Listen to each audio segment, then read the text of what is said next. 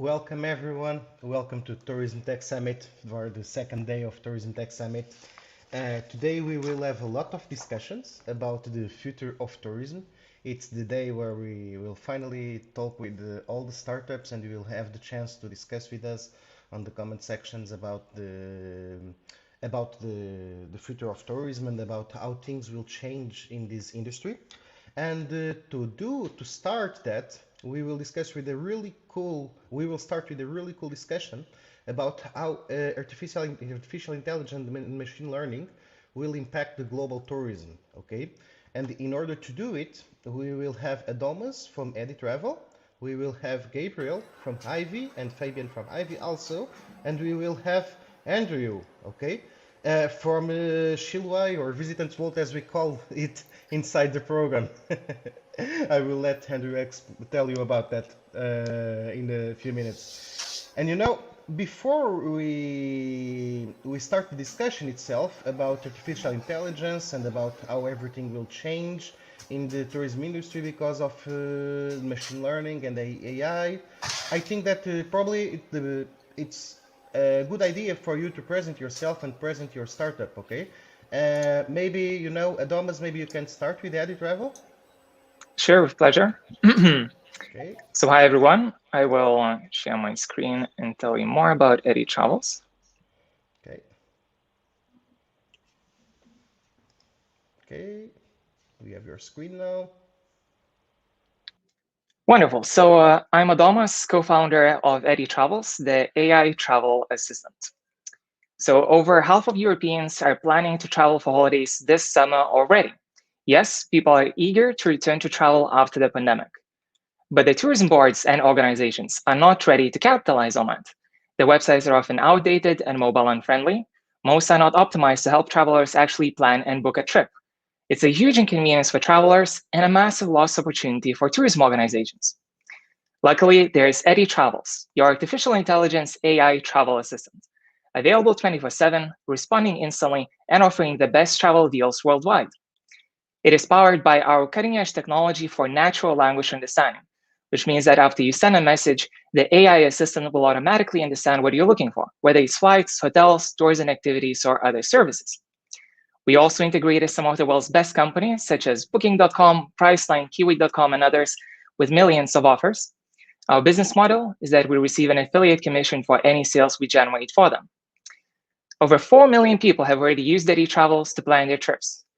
In our best month, we had 600,000 conversations and 50,000 euros in revenue. And last year, even with the coronavirus raging around the world, we raised an investment round of 1.1 million euros to develop Eddy Travels further and make it truly global. It was made possible by our superstar team of senior product designers, software and machine learning engineers. Edmundas, CEO, sold his previous startup to a multi-billion company in the US. Pranas, CTO, led the development of a machine learning startup based in LA. And I help my clients generate over $30 million in revenues. And we're excited to share that Eddy Travels is now available to any travel or tourism organization for free. The AI assistant can be integrated on any website or application as an easy-to-use chat widget. It is free, customizable, works great on mobile, and can be fully white-labeled. It can help tourism organizations highlight sustainable transportation, accommodation, or activities, and promote conscious traveling. And most importantly, we offer revenue sharing for any sales generated, allowing tourism websites to monetize their traffic better while helping tourists. So just in the last few weeks, we launched such integrations in Qatar, Lithuania, Portugal, and even Vanuatu. And eventually, the AI assistant can be integrated into thousands of tourism organization websites, travel blogs, and even airports in Portugal and around the world. So today, we want to partner with Portuguese tourism organizations and help attract more travelers to Portugal. Thank you, and let's accelerate the travel industry recovery together. Thank you, Adamas. It's really nice to know that Edit Travel is there to help the tourism companies. And Gabriel and Fabian, what can you tell us about Ivy? I don't know which one of you will will present Ivy. I will do. I will do. Okay. So Fabian, you are sharing your screen right now. And you see my presentation, yes? Yeah, sure. Just Excellent. hide. Just click on hide. Yeah. Excellent. Okay, perfect. Um, Excellent. My name is Fabian, and I'm the founder and CEO of Infinito, which is home to Ivy, our virtual revenue management assistant. Now, revenue management is the area of making more money, essentially. Oh, hang on 1 second. This should not have happened. Online events. I'm terrible. Online events always happen. Online events, I'm telling you. Yeah. It's all happening. So that's on mouse click. I do apologize for that, but you know, nothing more than really using technology. Actually, we'll have a full discussion about how the events will change in a few hours. So Yes. we have a topic now. Continue. Fantastic. So essentially, we are working with hotels in the B2B sector, helping them in the revenue management area. And there's a huge need for it. We have a lack of revenue management talent, which was just exponentially grown throughout COVID by having less people or less skilled staff actually doing more complex tasks. And then there's the adoption of the revenue management software that is just not happening. So you have 80+% of hotels who do not use software that helps them increase their revenues. Now, when we look at the traditional way of doing it, is we're taking a lot of data, we're throwing it into a black box, and then we're coming out with a forecasted price and maybe some restrictions. And all of that we then give to the user. So how come we're leaving the user by themselves? If we're doing all of those optimization and the user still has to say yes or no, isn't the optimization just as good as the user? So we're leaving a lot of it to chance or playing the lottery. So we want to democratize revenue management and help our users just get better at optimizing. Now, if you're a super geek or you really enjoy it, you can look at data and you really can get lost in it. But not everybody will understand data. But everybody will understand slight elevator pitches. And then just like you have in social media, little comments that nudge you along the way and change your behavior for the better. Why is our approach ahead of the competition? Because more and more companies are realizing that data is just not enough to understand the world. The human factor is what we need to truly optimize, because the system will only know the data it gets given. So if you don't give it certain data sets, it will never know those exist. And it's working. So on the right-hand side, you can see our virtual analyst Ivy in action, really clicking through and allowing you to drill down as far as you like. We've seen top-line growth, we've seen efficiency gains, and more beautifully, the higher the engagement, the higher ROI. And it's to a certain extent, really, users are going in 15, 20 times a day and really starting to Netflix their revenue management from an on-demand perspective. We're about 2 years old. We doubled throughout COVID from 400 to 800 hotels, and now in about 15 countries and have about 30 plus system connections. We put 150 hotels live yesterday in about 2 hours. And we have another 25, 30 hotels that we need to put live before the end of the week. So we're really excited to be in Portugal, and I'm now moving to Europe in order to help Gabriel drive the expansion across Europe and in Portugal specifically. And with that, thank you very much. Thanks, Fabian. And what about you, Andrew? What can you tell us about your company?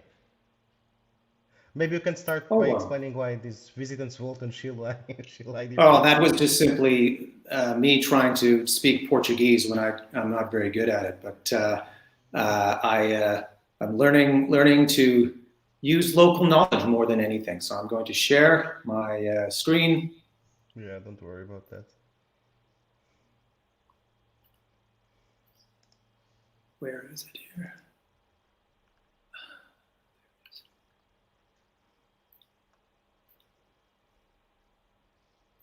You can see my screen okay? And just, yeah, okay. Yeah. The global pandemic has transformed travel and tourism, forcing organizations to reimagine how they compete. Those able to better engage and guide visitors will recover faster, Those continuing to do what they've always done will not recover as fast, if at all. A data revolution is underway, and travel and tourism organizations can't miss out.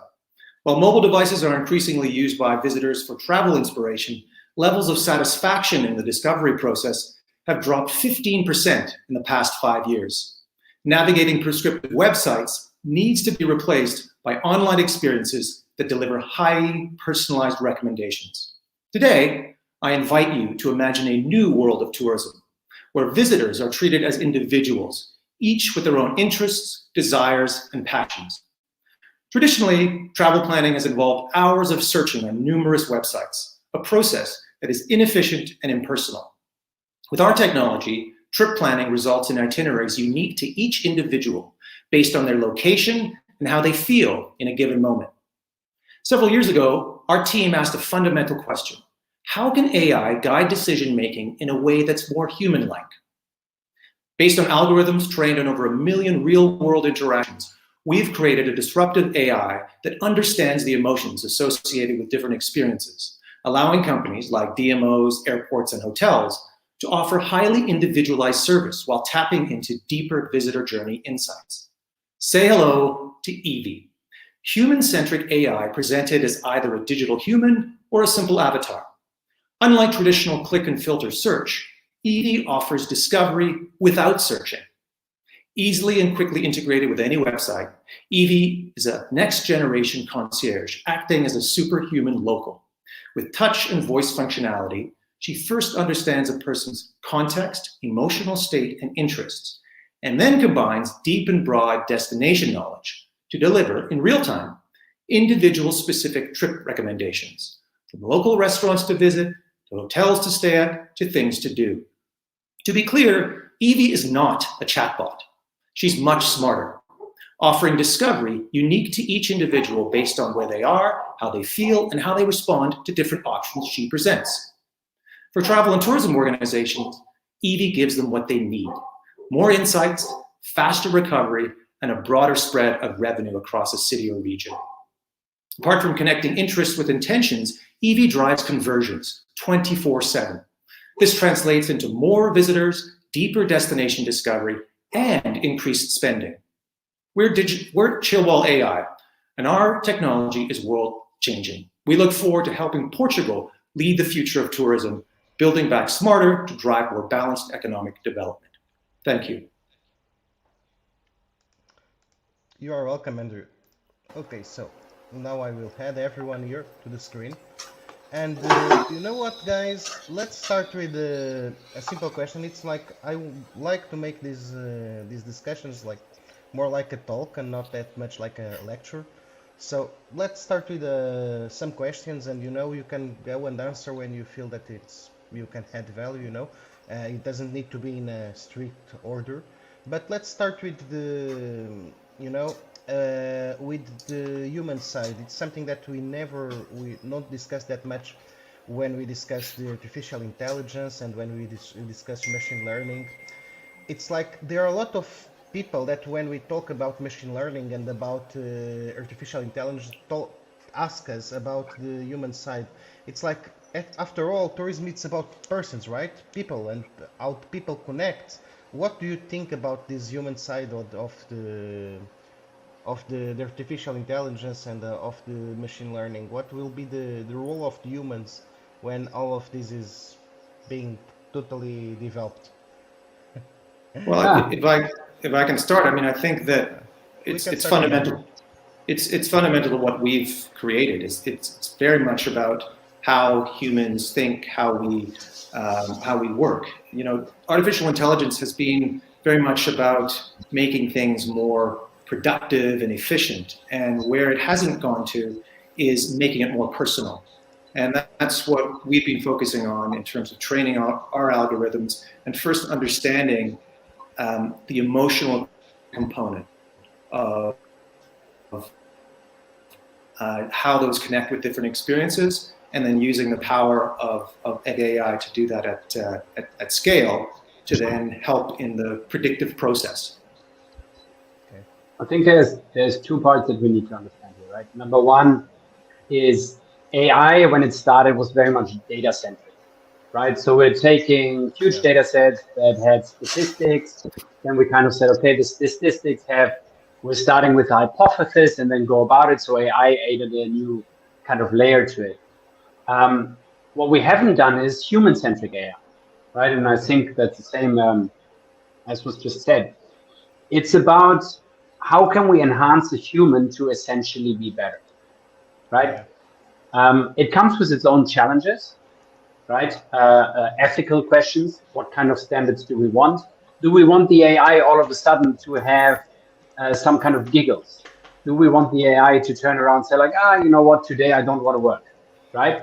So there's still a lot of stuff that people want the answers for, but we haven't even gone there, right? It's stuff that we need to start and understand fully, and it will change over time, right? But it's a human-led industry, but many parts are actually, if you think about it, not really human-centric. Finance, right, sits in the back office. Revenue management, marketing, distribution, like Eddie Travels also does, right? It's stuff where you can automate a process and then use AI to either create a better experience or, like we do, enhance the human decision making. So you as a human can then go to your next job and become better. You can go and grow and make more money and live a better life, versus you switch the AI off, the AI doesn't care, right? And I think there was a great point made about the experiences. So I think travel and tourism is actually more about experiences that you have while traveling, and yes, the people that you meet or the places that you see, that you visit. And AI can enhance that process in all of the different stages. So before the trip, how do you find the best travel offers? How do you learn about the destination? How do you plan and book a trip? During the trip, how do you navigate, different how do you travel and how do you experience that new country or destination? And of course, afterwards. So how companies could analyze it and how could they improve the processes, look into the data and analytics, and just build a much better experience for everyone throughout the entire process. Gabriel, what do you think? I feel like that one of the hard limits of AI that people rarely address is that an AI is not able to change its own objective, right? And this is where humans become absolutely necessary. At the end of the day, an AI or any form of machine learning or AI can only fulfill the objectives that were given to it. Now, maybe there's like a tree decision, maybe there's multiple objectives given certain criteria, but it's never going to go outside of those pre-programmed objectives. And so humans in that sense are completely necessary, not only as the object or the person whose life or process has to be improved on, but also as a necessary component to the AI to make that AI better, to build upon it. So you have that kind of cycle there, right, of continuous improvement between both the machine portion but also the human portion. I totally agree with you, but yeah, it's nice to see that more or less all of you agree. And tell me something. Let's move to another topic that it's always interesting to discuss here. What do you think is the limit, Because actually, AI and machine learning are able now to make things that we just dreamed like some years ago. And things are moving really fast. What do you think is the limit of AI and machine learning in the tourism industry? You know that one day they will be here like making the pitch instead of you or something like that. What do you think that will be? How far we will go? How do you think that AI and machine learning will be like in, let's say, 20 years, 200 years from now?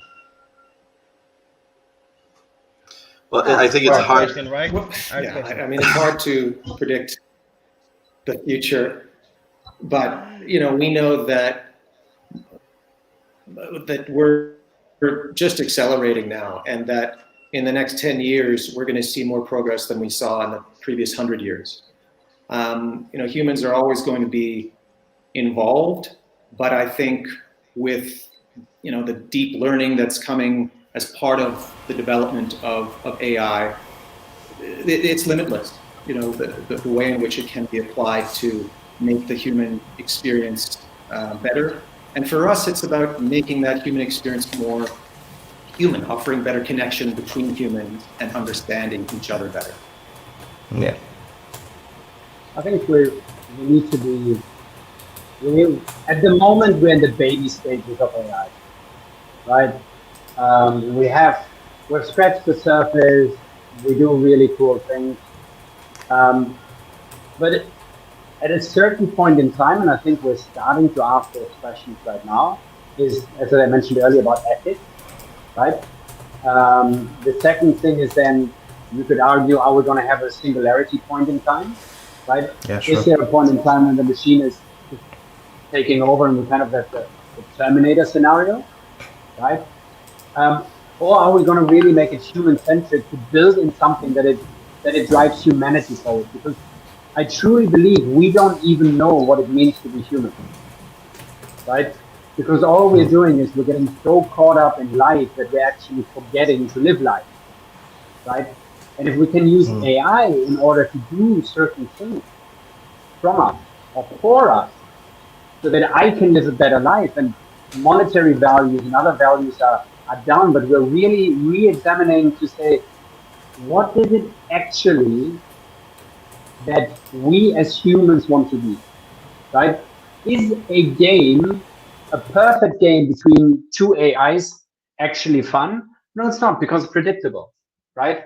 Would you rather watch a football game where all of a sudden you have somebody streaking through the screen, right? Because you kind of go like, whoa, that was unexpected, right? Those kind of things wake you up and kind of make you realize there's a lot of stuff we want AI to do, but we shouldn't forget that humanity should be at the part of it, and it should always be held to a standard to drive us forward as a species. Yeah, we have so much to do. Better oceans, right? Better life, better just climate, whatever you want to say. And it's the same for tourism, right? Who says it's the tourism of the future is not in your living room, right? You already have Samsung that has, or other ones that have these huge rooms that you can go in, or you have these, what are they called? Where you can do the 3D games fully in virtual reality and run around and shoot other people, right? All of that is already happening. So imagine you can sit at home and say, I really want that massage from my favorite person that sits in Bali, right? And the Bali person, for some reason, was able to transform that into an AI and through haptic feedback and more, was able to simulate that at your house. Tourism will forever be changed. Why go to Portugal if Portugal can be in your living room? That's 200 years from now. We'll still get there. Can't taste wine that way. Yeah. Makes sense. It's already possible to use AI in terms of natural language understanding to create text. If you feed them a lot of information, millions of conversations, or from movies or from books, you can even have a chatbot that you can speak with. But at the end, I think it's in the travel and tourism industry, it's more about the actual value and the utility that you can get from the AI assistants. And that's where you have to do more kind of the back-end work. So, for example, we are building our travel knowledge base, where you integrate all of the different locations and cities and districts and airports and airport codes and whatnot. We're also striving to integrate all of the travel offers so that people can ask for flights, hotels, and other services and get it in a few seconds, as if they were speaking with a live travel agent. But when you said about the limits, in a sense, the more you offer to a user, the more that he can do, the more he expects and the more he asks. So every single day, there will be some new queries. There will be some new, some people that will ask for something that is not yet added or that hasn't been thought about by the developers, something that has to be improved on. So I think every single day, the line is shifting ever further. And we are just trying our best to make it kind of the AI assistant the best that we can. I think, Fernando, one of the items we can't forget as well is AI is always written by a human to start off with. Sure. Right?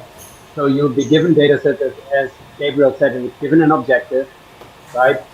And then off you go learn, kind of thing, right? And then yes, you can go into the different subfields, but in a nutshell, somebody still started that machine learning algorithm to kick off with, right? Yeah. And that's fundamentally at its core still human, right? So Yeah. it will be flawed at this point in time until computers start writing code for other computers. And I think we have only seen that at Google right now.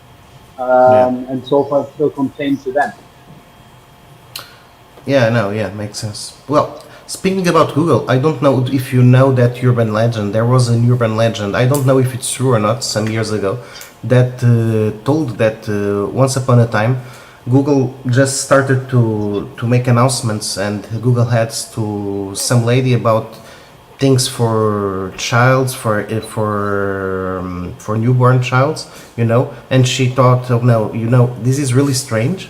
But at some point, like 2 weeks before that, she discovered she was pregnant. So actually, the Google algorithms, it's the urban legend, could predict based on her behavior, her searches, or her behavior on internet, could predict that she was pregnant before she even know. And then it said, the urban legend says that Google needed to adapt the algorithms a little bit because it was kind of weird for the human side, to have that much prediction. Even before we could know it, the computers already started to react to our behavior, and it just slow down the things a little bit on the prediction side. And we was speaking about Google, and I would like to have your opinion about if you think that something like this can happen in the AI and the machine learning applied in the tourism. So that eventually I will start to receive announcements to go to Italy even before I know that I want to go to Italy, for example, or that based on your behavior you like this kind of music, so probably you will like this hotel, not that one, because this is based on your behavior. You don't know that yet, but you will like this one more. And I don't know. Do you think that this will happen? How will this impact the tourism industry? It'll most likely happen. That urban legend is becoming a reality.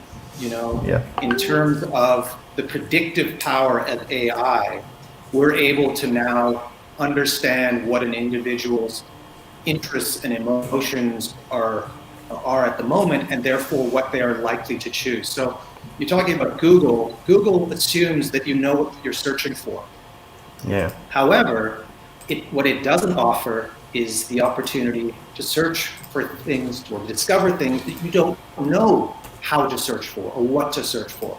And that's where Showwall AI and our technology is coming forward in terms of understanding humans as humans and essentially offering emotional intelligence in a machine and AI in a box that helps us predict how individuals are going to decide and help them in that decision-making process.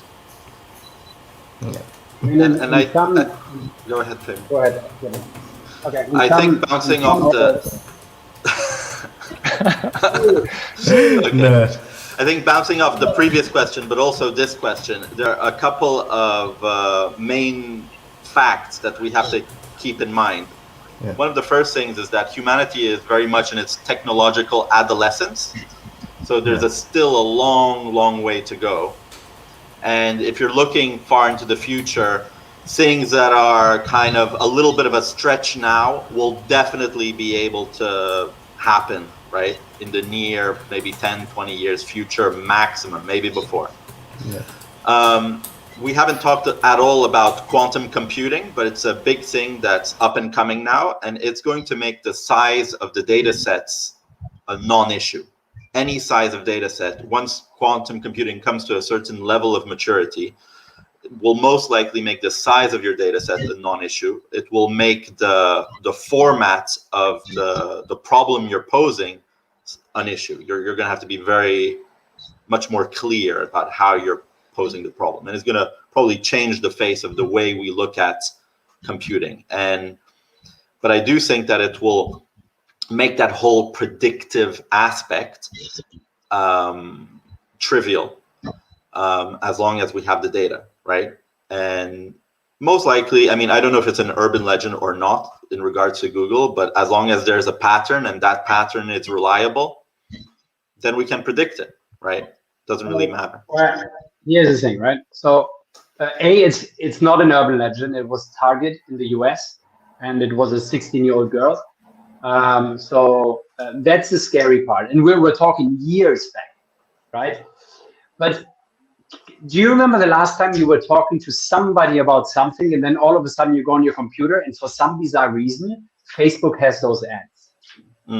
And Instagram all of a sudden comes with those things of, and you kind of think like, is Google listening to me?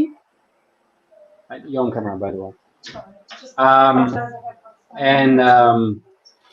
Is essentially you have this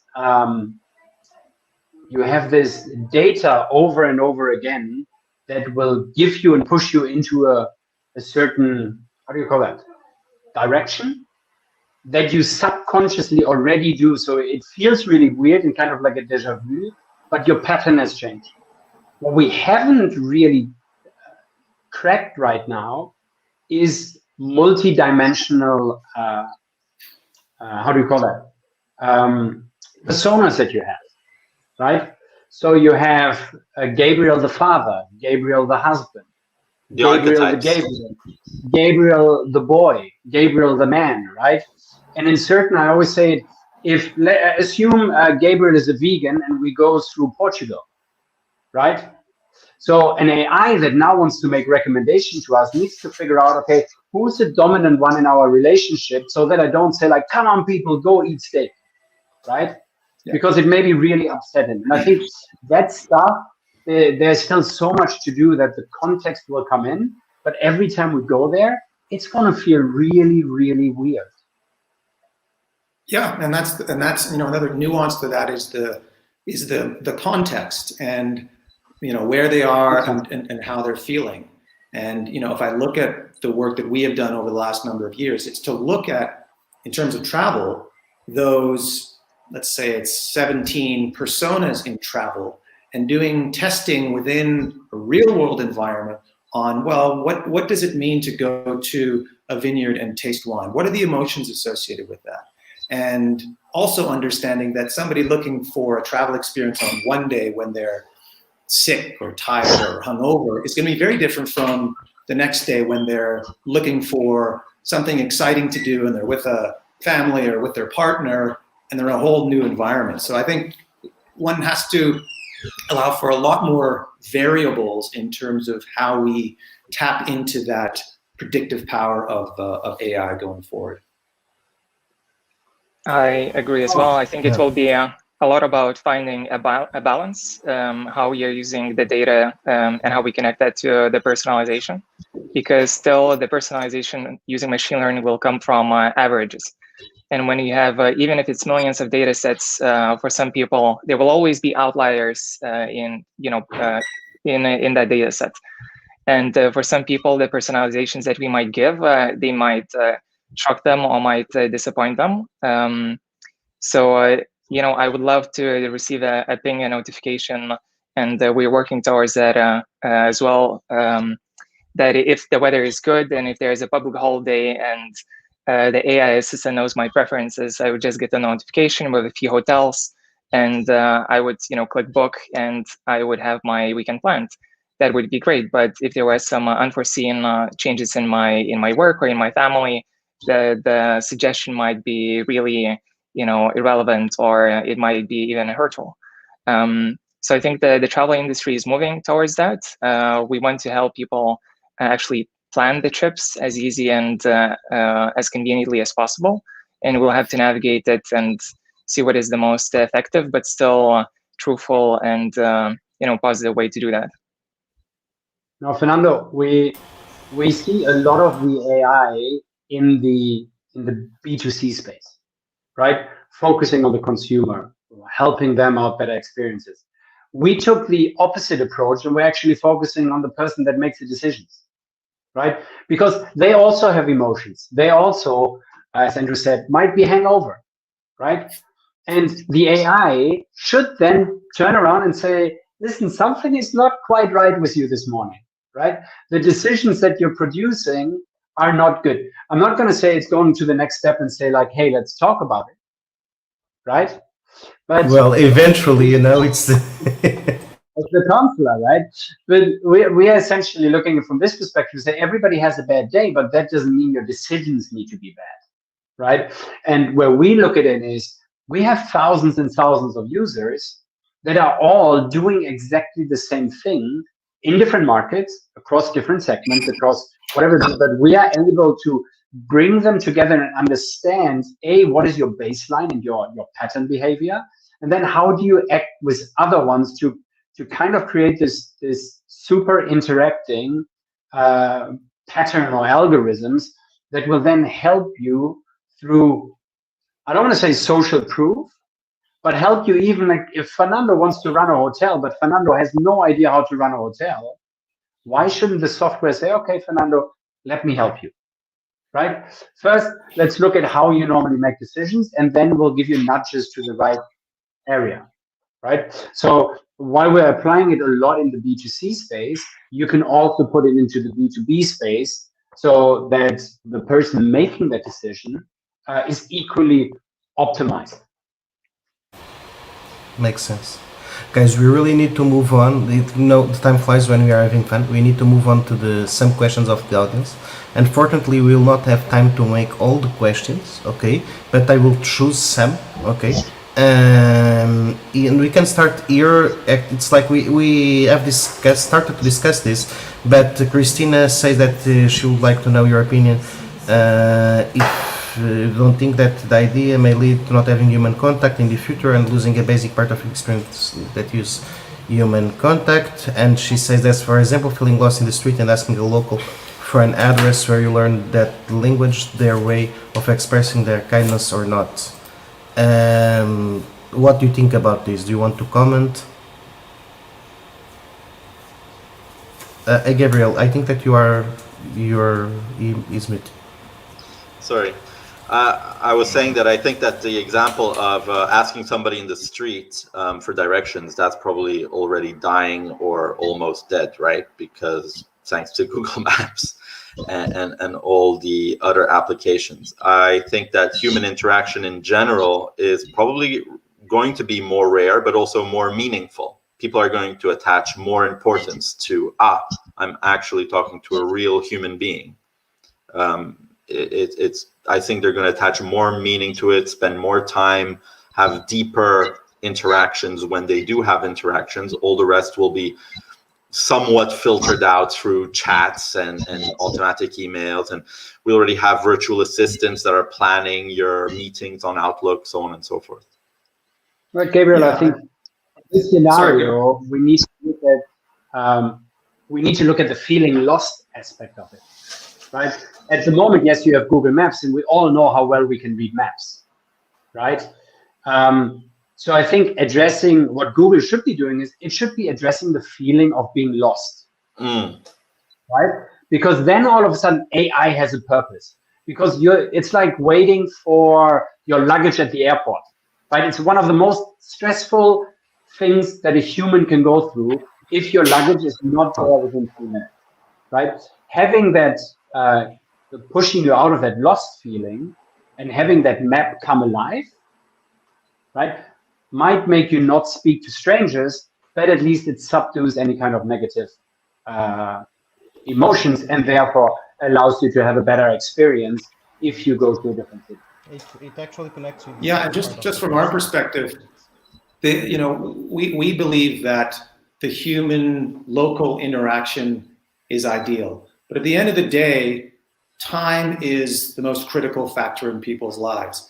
And what we're trying to do with our human-centric AI is make sure that kind of human-human interaction is done at scale.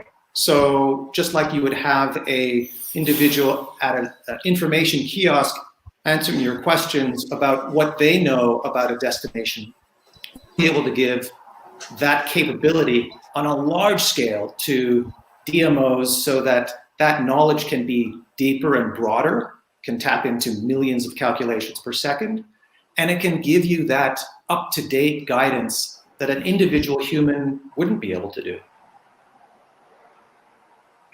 And I would add that people love traveling, but a lot of them hate the travel planning experience even right now, especially on mobile devices. So if you spend 10 hours or 15 hours planning a trip and looking for the best travel deals and hotels and what to do in the destination, you lose out on the human connection as well. So I think that the AI technology and virtual assistants or other tools technologies can help and optimize your the places that can be optimized, and then let you enjoy those human the time that you spend with your other half, or meeting friends, or sitting at a restaurant that was recommended to you by an AI assistant and watching an amazing sunset overlooking Lisbon or some other beautiful city. So they really, I don't think one will completely, they don't interfere with one another, but I think it just enhances the experience and helps you have a more pleasant and enjoyable trip. And I just thought about something that I would like to add. I'm a huge sci-fi fan, and this is actually a scenario that happened in Minority Report. I don't know, the movie with Tom Cruise. He's running around trying to save this girl in a mall, and he has this little gadget on him. I think it's contact lenses, and trying to get from point A to point B. Wherever he's stopping, there's always these ads on these screens. And I don't know if you have this in Lisbon, but we have it in Paris. Ads are more and more now on these kind of TV screens in the street, right? And the TV screens are pushing to him, turn left, turn right. Oh, hey, Tom Cruise, you should buy this object, you should buy that object. In that world where I have to get from point A to point B, and on top of that, it knows I'm lost, and the screens are going to start pushing information to me without even me asking, yeah, there's no human interaction anymore. It also needs to become ethical. AI will also know when to step back and let humans be human, right? If it's ethical. There's a time where, no, but it's the same as you don't give your kids your iPad and the phone from 7 a.m. to 7 p.m., right? You restrict their screen time for a certain reason, right? It's a big known fact that Steve Jobs didn't give an iPad and an iPhone to his kids until they were 16 or something, right? Because for them, when they start, they learn and grow up with modifying images, right? So when they watch a magazine, for them it's an iPad that is broken. It's not a magazine. Yeah. Right. And I think we also need to be mindful of the fact that AI needs to step back to say, now enjoy the experience, right? Why do you think in shows they always say, switch off your bloody phone, right? Now stop. It's not for making recording. It's like, actually watch the show, right? Be present. But by the time you're holding all of that, exactly, be present. Because you sit there, make so many pictures, and you don't have a memory. You have, on my phone, I just looked, 18,000 pictures. But I bet you that about 17,500 of those are completely irrelevant. Right? So I think we need to fine tune that at when we throw AI onto somebody and when we actually step back and say, you know what, now the real experience starts. Thank you very much, but goodbye. Yeah. Okay, guys, we are really getting to the end. I'm sorry to need to short the things a little bit, but really quickly, one last question from the audience. And again, sorry to all of the people that we are receiving questions from our networks and networks of some of our partners. Okay, so we are receiving from different channels. I'm not able to show all of them, but let's choose another one. So really short, and I know that the question is really complex, but do you think that the artificial intelligence will become emotional intelligence? Because it's kind of a different thing, right? That's Angela, that's the essence of our business, is trying to take human emotions and how you would interact with a local and bringing the training of algorithms in the real world environment and allowing that human understanding of, let me look at you, let me talk to you, let me get a sense of what you like and who you are, and then give you some kind of recommendation. So we're there, Angela.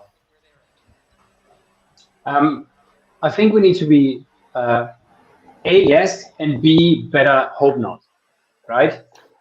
Because A, yes, we wanted to understand emotions and we wanted to help us with that. But a counter argument is in Duisburg about a year or two ago, they did a study with little kind of robots, and they gave them to people to help better their lives for about 3 weeks. And then they did the same thing as an iRobot, and half of the robots at the end said, please don't switch me off, I'm afraid in the dark, right? 70% of people refused to switch off that robot, right? So all of a sudden that emotional intelligence ain't that good anymore, right? So we have to take both sides. Yes, we're all trying to do better the world and do stuff, but there's some sick people out there that try to do exactly the opposite with that, right? Unfortunately, it's like hackers and white hats, right? Yeah. And from that perspective, there is great opportunity, but with great responsibility, great opportunity comes also great responsibility that we actually need to make sure that it doesn't turn around and manipulates instead of elevates, right? Yeah, we have to keep in mind that in the emotional spectrum, there's all the good aspects, but there's also all the bad aspects. You have to be careful about that. Yeah. And well, unfortunately, we only train for the good. Oh yeah. Adomas, what That's what we train for, is good. I completely agree. And I think it goes same with privacy and with the emotional intelligence, that we have to find a balance how we use it. And I think it will be very interesting that in a few years, I think we will see AIs cooperating with AIs, where you will be able to take the best of different worlds and maybe connect different applications into one. So then, if one is focusing completely on using on building emotional intelligence, and the other one is focused on data optimization, then finding how they could connect and interact with each other so that the ultimate experience is even better for the end user. Yeah, makes sense. Guys, it was really great. We are really out of time, I have literally the next speakers here joining us on the StreamYard already, on our system already. It was really great to discuss this with you. I know that you will be on the fair during the rest of the day, so for the people that are watching us, if you want to go to the virtual fair in Tourism Tech Summit and join the table and go to the lounge area and join the tables of our guests, please move on. You can go there and keep this discussion going on during the day. You can literally meet with the speakers and discuss with them there. Or you know what? Actually, you can find all the contacts inside the virtual fair. You can find our contacts, and you can contact directly each one of the startups. And you can keep the discussion by email if you want to see the next sessions. It's actually up to you. Okay. Thanks again, guys. For everyone that is hearing us, we will come back in 5 minutes. Okay. In 11 a.m. GMT plus 1 time, or Portuguese time. Okay, so we will come back in 5 minutes with our next guests. I can give you a small preview of Artem and Ivis that are already here with us. Hi, we will start soon in 5 minutes. Hi, thank you for inviting us. Yeah, and so guys, thanks again, everyone. In 5 minutes we will continue with the next debate. What are the new trends in the reservation services? Okay. So, see you all soon. Thank you so much. Bye.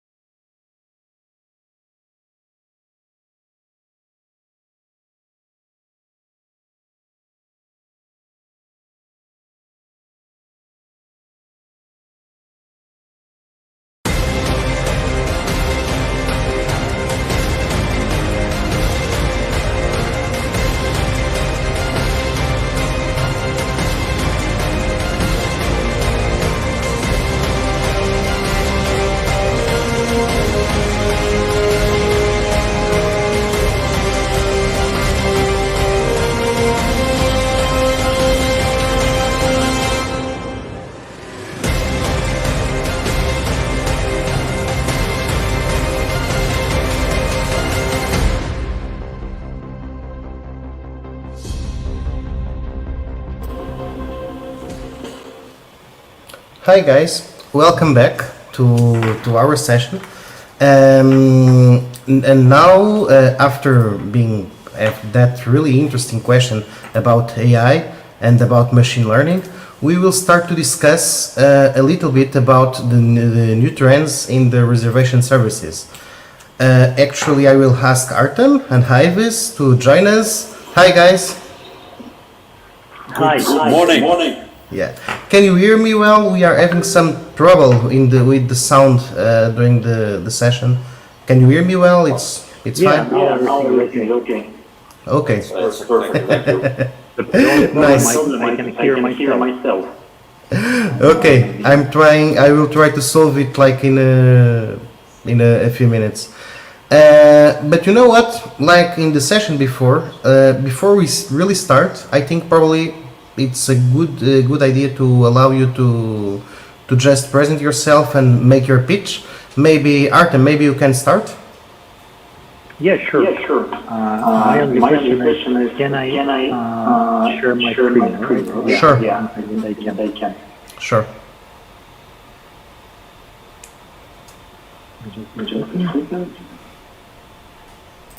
Can you see it now? Yep. Great. So yeah, hi everyone. My name is Artem. I am CEO of Insurion, parametric insurance platform. We're creating travel insurance products which are able to automatically decide where the insurance event happened and make automatic reimbursement. And we use big data for that. We know how to solve problems of online travel agencies, airlines, hotels, and other travel services. If they have insufficient margin on popular additional services and low customer loyalty, we can solve it. We suggest them to sell travel insurance with instant payment as an additional product and to earn a fee. We fit in between the insurance sellers, online travel agencies, airlines, and so on, and insurance companies. We integrate with both sides. By selling our parametric insurance as an additional product, partner can increase the margin from 3 to 10%, increase customer loyalty up to 15%, and partner, once integrated with Insurion, is able to choose the most beneficial conditions offered by several insurance companies, our partner companies. Now, what exactly our products are? We're working as a B2B2C. Imagine that you and your family are in airport and realized that your flight is delayed for 3 hours. Right after that, you receive insurance payment right on your bank card. That's because our algorithms detected your flight delay and initiated instant payment. Now imagine that you have come to Madeira to have a sun resort, but there is raining outside and you have to sitting in your hotel room frustrating about bad holidays. At this moment, you receive insurance payment right on your bank card because our algorithms detected your current weather conditions and initiated instant payment. We have direct competitors. Most of them are in Great Britain, but they can't integrate with partners. It makes their product less scalable than ours. We started in 2017 and have got the first sales in 2019. In the beginning of 2020, right before pandemic, we already tracked about 800,000 insurance persons per month. COVID period was tough for us, but in March of 2021, we already monitored about 100,000 passengers per month. We partner with 6 insurance companies and 5 online travel agencies.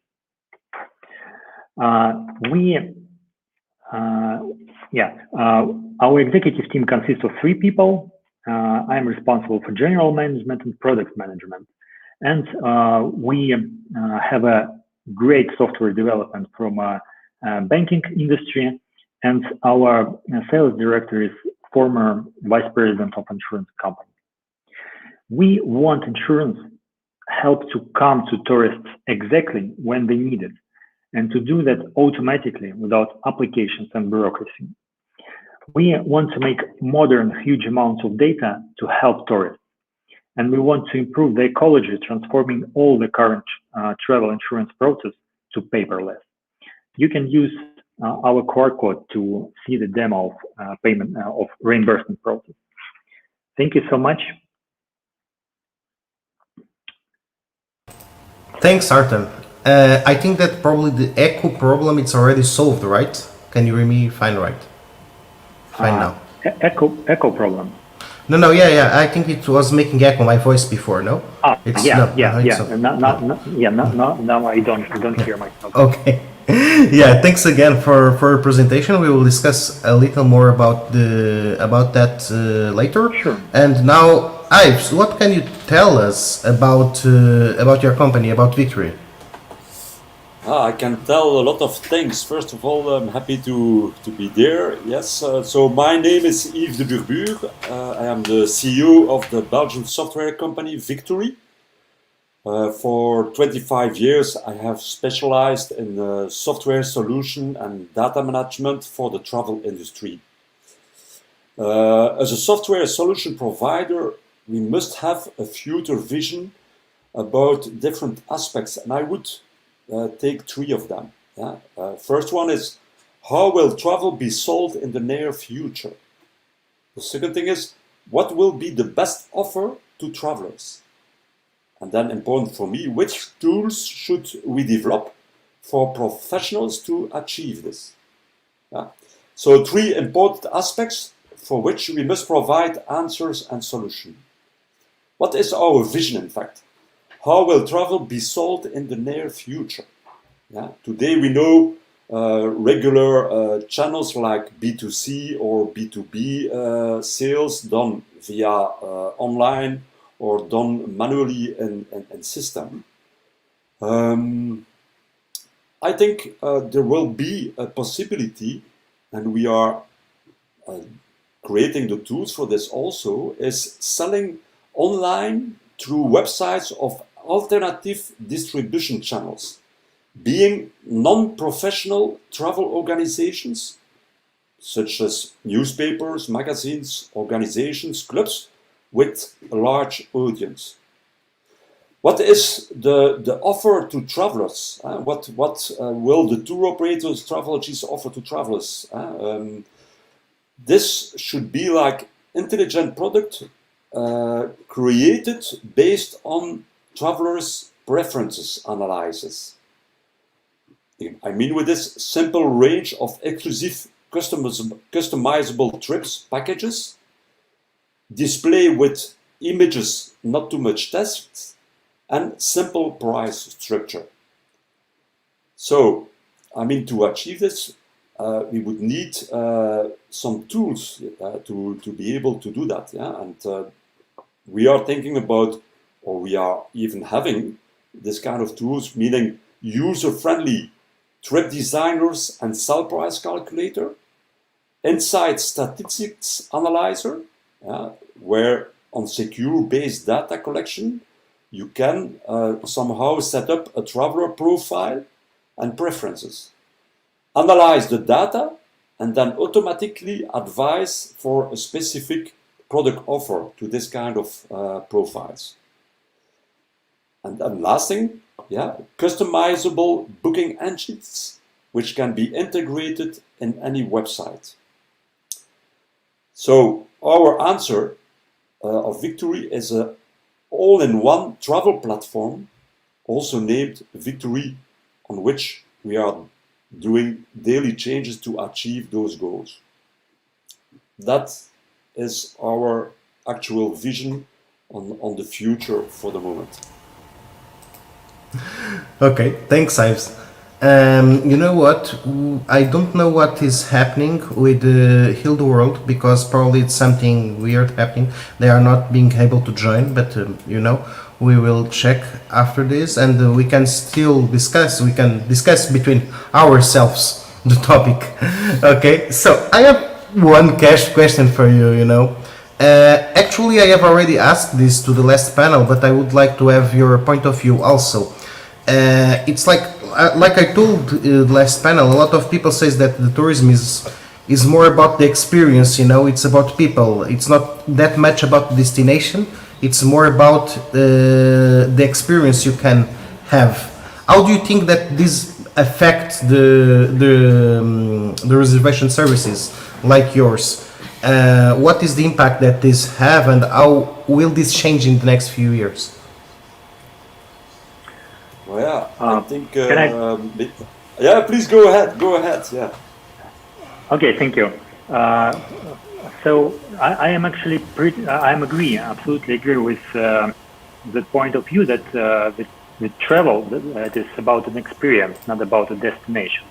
More, not everything about it, but because you know, imagine the usual average guys like we are. The most part of the year we are working. All of the most part of days in the year are pretty the same, resemble each other. And when holidays comes, it looks like adventure. Even if we will spend next 10 days lying on the beach somewhere near some sea, still we imagine it like an adventure. And everything what will happen during this adventure looks like a joyful, and even the problems, because what is the adventure without the problems, right? Like you know, like flight delay or bad weather, but only if such a problems resolve very fast and easy. You will remember how easy you solve the problem during your vacation, how great was the adventure. So I absolutely agree that the travel, which average people faced couple times a year, it's like an adventure. It is more about experience. Absolutely. Yeah, and basically this join a bit what I'm saying also. The proposal to the travelers should be such a way that, in fact, when you propose something, it should be already like, this I really would like to go there and see that. Yeah?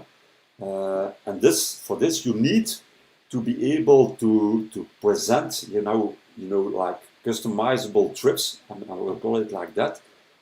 Display, with like images, what you can do day by day, and then have like a price structure which is very simple. Yeah? Then propose your proposal to any kind of environment, organization, and whatever.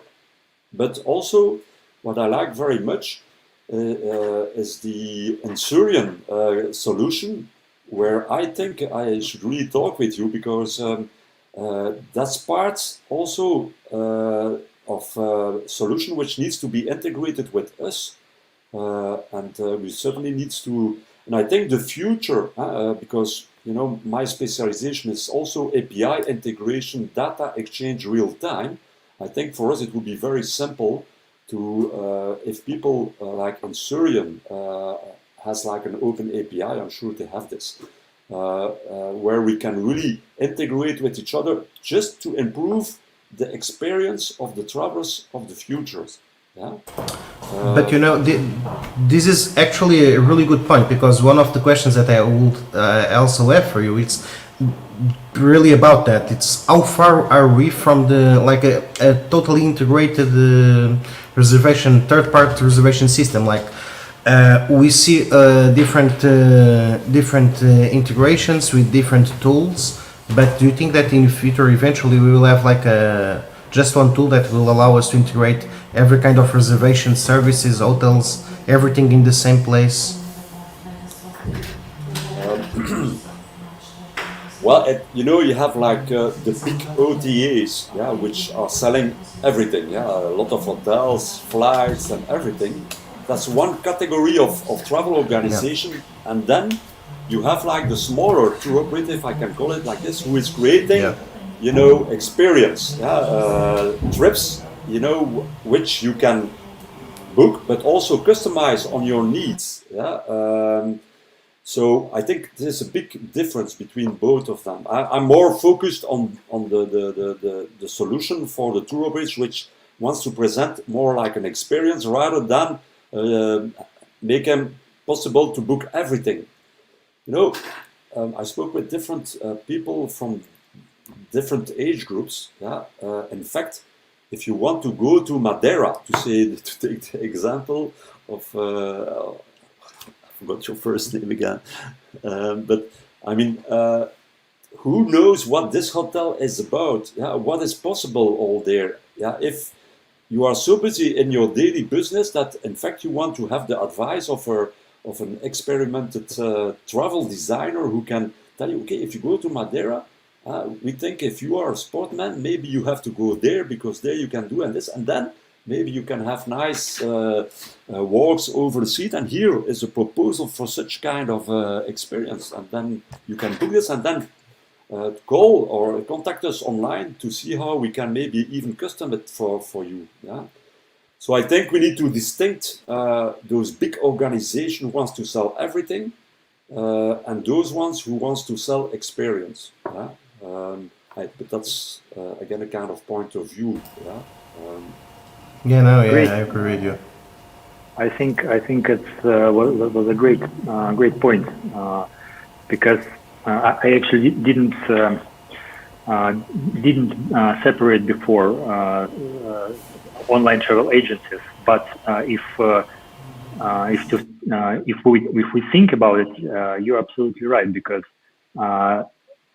2 weeks ago I have used the second one type of organizer. I have visited Altai. Now the borders are closed, so we have to travel inside of our countries, and I was in Altai. It was adventure, and there is a company who provided they have minority of some digital products. They have minority of integration, but they provided us like a safari with SUVs. Yeah, I think you're right. In the same time, answering the question, how far from the seamless integration, right? How far the industry from a fully integration reservation system. I think that travel industry is the most advanced industry from the technology point of view. That's because, first of all, it is dramatically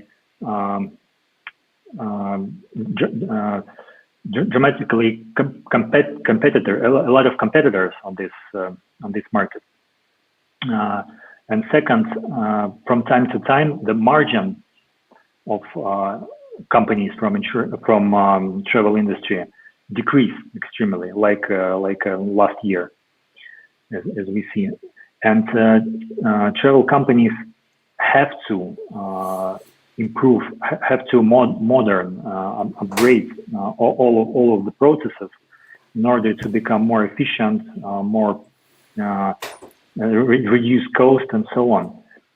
It resembles a banking industry because it have to upgrade itself as well. And what I can see that travel industry use open APIs, use some widgets, some integrations, much more often than other industry. Actually, it makes it much more competitors on this market, because because it reduces the barriers to newcomers. So many people become able to create some small micro product and integrate it in the travel process. But answering your question, the travel industry is the most advanced, and I hope I see that the seamless and fully automated services will be provided to tourists. I think an important aspect is the capability to invest in this kind of tools. Yeah, sure. The big problem is the margin. Margin today is really a minimum. So how can travel resellers, make a good business out of it? There are only two solutions: or you sell quite a lot with a little margin, or you sell, exclusive things which the traveler accept to pay a little bit more because it's customizable. The third aspect, and I think it's already like this, insurances, for example, gives a nice return, a nice margin. When you would see, if we would take statistics about what gives us the best margin, okay, I think it's insurances. And that's why also a lot of tour operators, travel agencies are selling this. So if we have a solution like insurance solution, which is completely automated, which gives you automatically without administrative work, and that's what young people are looking at, that they need solutions which are quick and efficient. So each on his part is working on this. Surian is creating a product which is easy to use, easy to implement, and efficient. In the way that, okay, something has happened, it's on my back account. Well, that is, I think, a very good idea. We need to talk with you. We really need to talk with you. But and that's why we with the Victory, our part, we want to create, or we created a product, a system to create trips, which you can put easily online, not only on your website, but on other websites. And so increase your sales. Addition to that, you could put in the middle a kind of marketplace where you could push your product, which is your unique trip, and distribute this to this alternative sales channel, where those alternative sales channels, if we educate them a bit, can fish out of the marketplace, put this together with a good insurance of Insurium. If things like the new partnership is have born just during this panel. It's always it's always great when that things happen. But in fact, I didn't have the chance really to talk with you. I'm quite busy right now, but I was on my bucket list of contacts that I certainly need to do. And actually, Artem, you have actually some guys here listening to the session that also told us that they want to talk with you after this. So some partnerships are appearing for sure. We will talk to everybody. We will have talked with many, most of them, but we didn't with if we will. So guys, I have here another question for you, and then we will move on to the questions from the audience. Okay, but my question was, things have changed a lot during the last year, right? We are all aware of that. COVID changed behaviors, but actually I like to think, I don't know if you agree or not, that's not the question, but COVID changed some behaviors and actually accelerated some changes that we was already seeing before COVID. And I think that some of them was about the concerns that people had when they are reserving a service or an hotel or something, before COVID probably people wasn't that much concerned about the safety, for example. I don't know. What do you think that have changed in the reservation services during this last year? Okay, and what do you think that will keep that way on the future? If you're ready.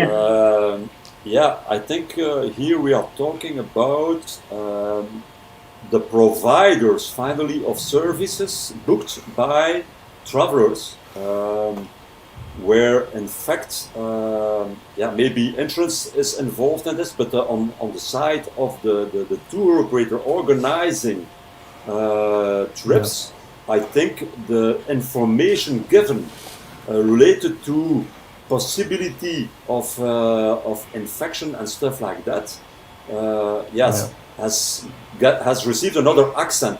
Now, it's already like this. You know, there are countries where you need to have like a vaccine for yellow fever or for whatever.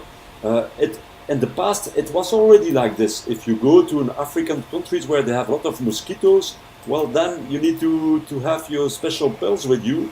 And this is the responsibility of the person who organizing the trips to give the exact information. And maybe today, when we describe something, well, there will be an additional text, security for healthy. They click on this and then they can read whatever they need.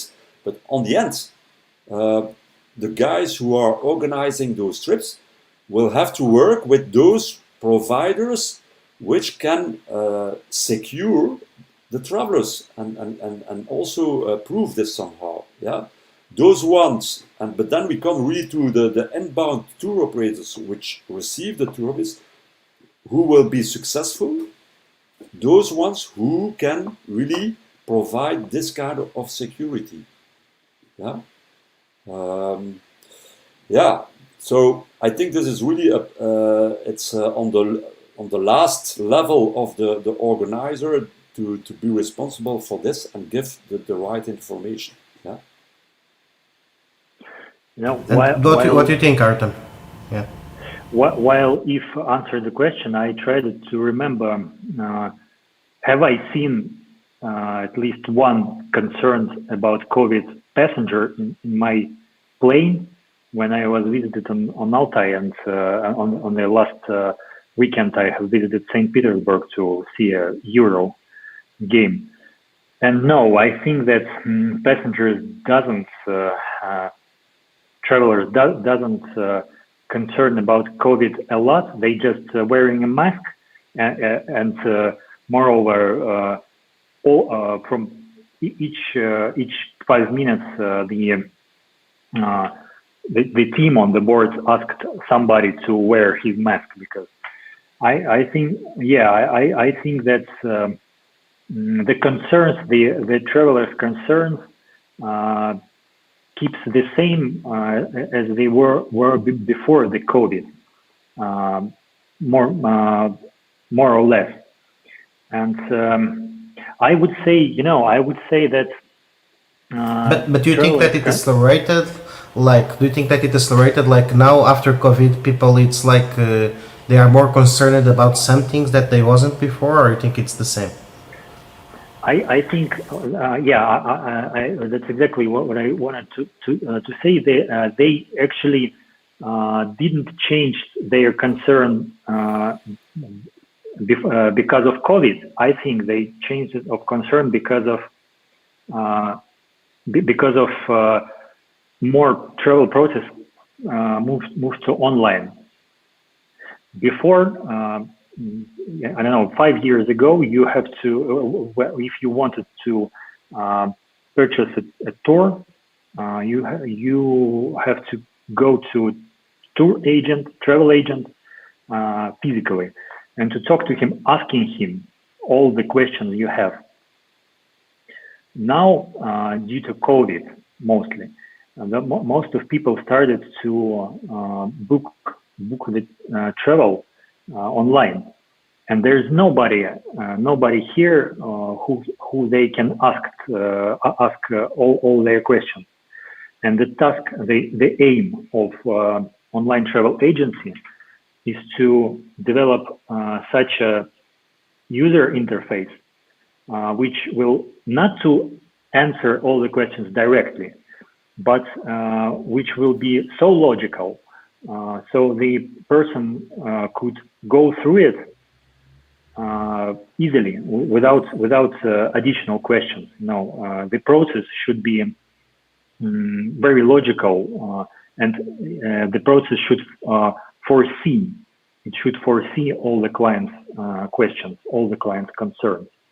And the only thing maybe that was changed before because of COVID, it's the manner of purchasing the travel.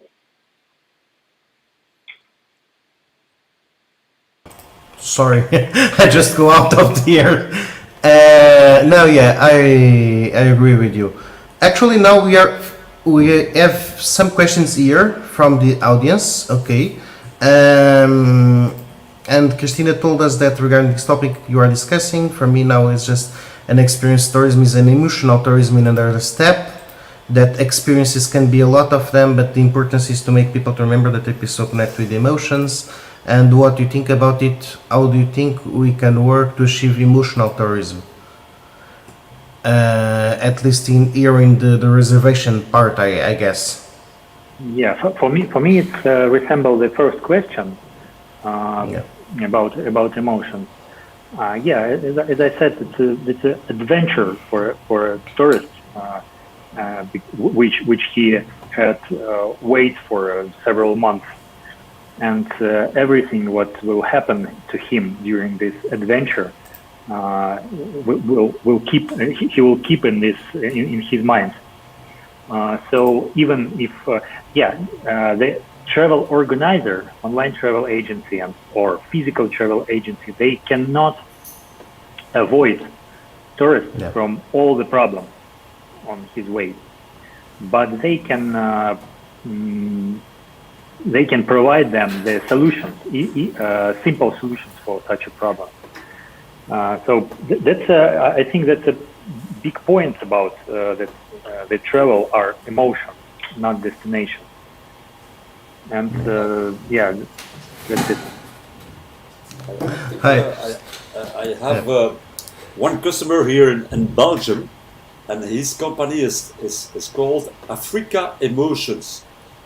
Okay. And it's a good example, and it's you know it's a one-man show, but I found it very interesting how he is doing this. So he has like a newsletter, and he's also using quite often Facebook, where he described some emotion that he had personally, and he described this, and then each time that he is creating his story, you know, with pictures, very nice pictures. I mean, this guy takes great pictures, and then you see this. Oh, this I really would like to do. How much does it cost to go there and to organize this? So this guy, I mean, he has like, and so it's Africa Emotions. So it's really explaining this, and how he do this is by just regularly. I think he do this like every week. He is sending some pictures with a little story. And I know this guy already since a long time, and he has like, I know that in his database he has like 1,000 different stories. Just to give you a little example, he was explaining when you visit this village in the middle of nowhere there in Congo, you will see, if you come in the village and you take on the main place on the left, the second house on your right, there is an old woman who is preparing, you know, a kind of never seen good tasting soup. And it stops. And then come question, where is this exactly? And how should we? I asked, but you need to do this and this, and it starts, you know, and with just this little emotion, he's starting of getting, you know, contacts. Thanks to the, I will take. I was just showing the answer we are receiving at the same time. And great story. And our task as software developer and offering tools to Europe is just make it simple to do this kind of actions. So, well, that's the point of view. And seeing this in another perspective, it's still yet about people, but this is a more generic question, but do you think that the reservation will help the people to perform better? I think that here Ruben is talking us more about the side of the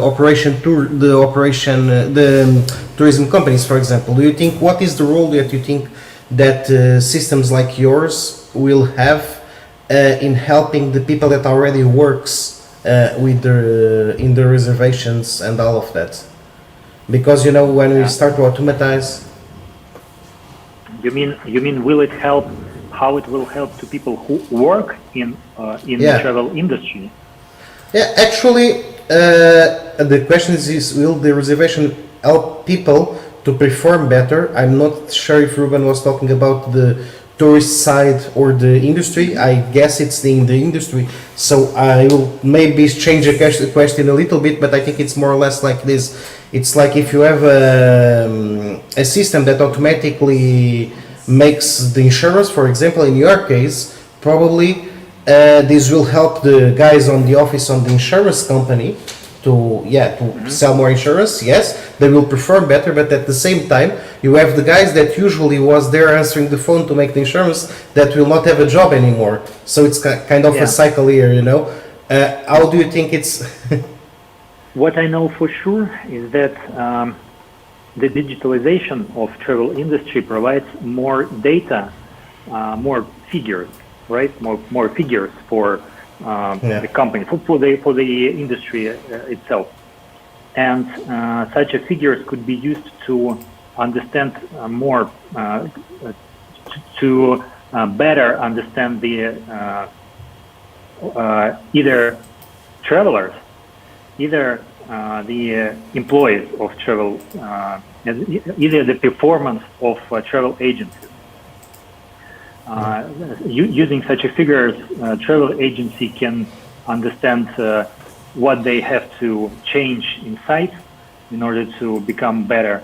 In order, sometimes I have seen a couple examples where travel agencies performed 15 years before in one manner, how they changed their business model once the digitalization of travel industry started. Yeah. So I think that the data amount will change the performance of either travel agencies and the travelers. So maybe I have a kind of answer on this also. The more travel organization will automate, the less they will have administrative work, and the more they can invest in creating nice emotional products.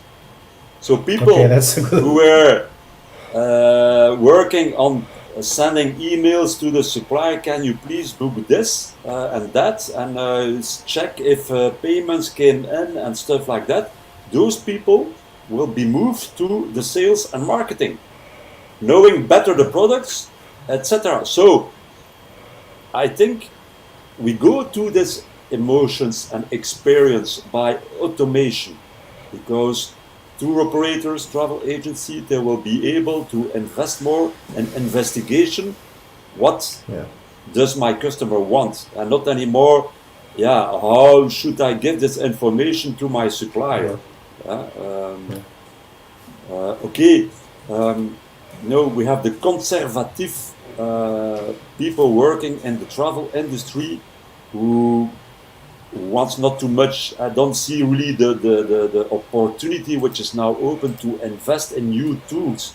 And then you have these young entrepreneurs, tour operators who create this kind of things, experience, and which are the online tools I can use.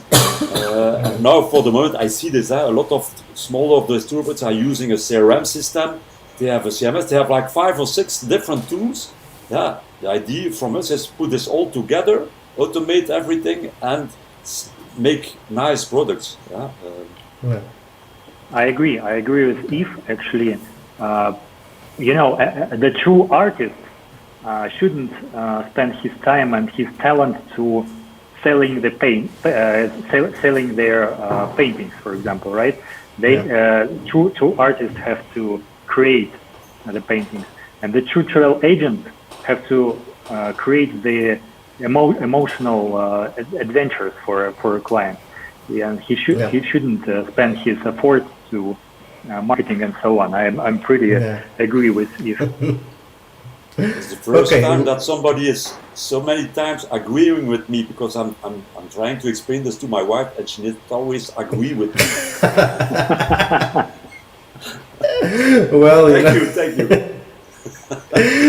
Okay, we have one last question from the audience, and because we are really getting to the end, but do you think that will the speak-to-text reservation system, personal concierge chatbot, be the standard, or are there still a lot of changes to overcome?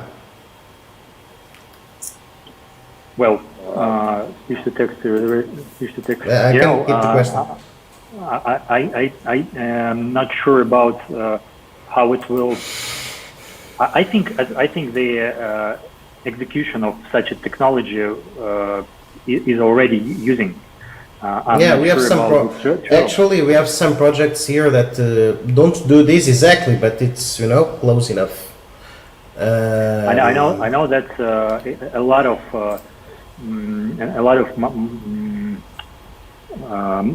machine learning applications execute the speech to text extremely well, extremely correct.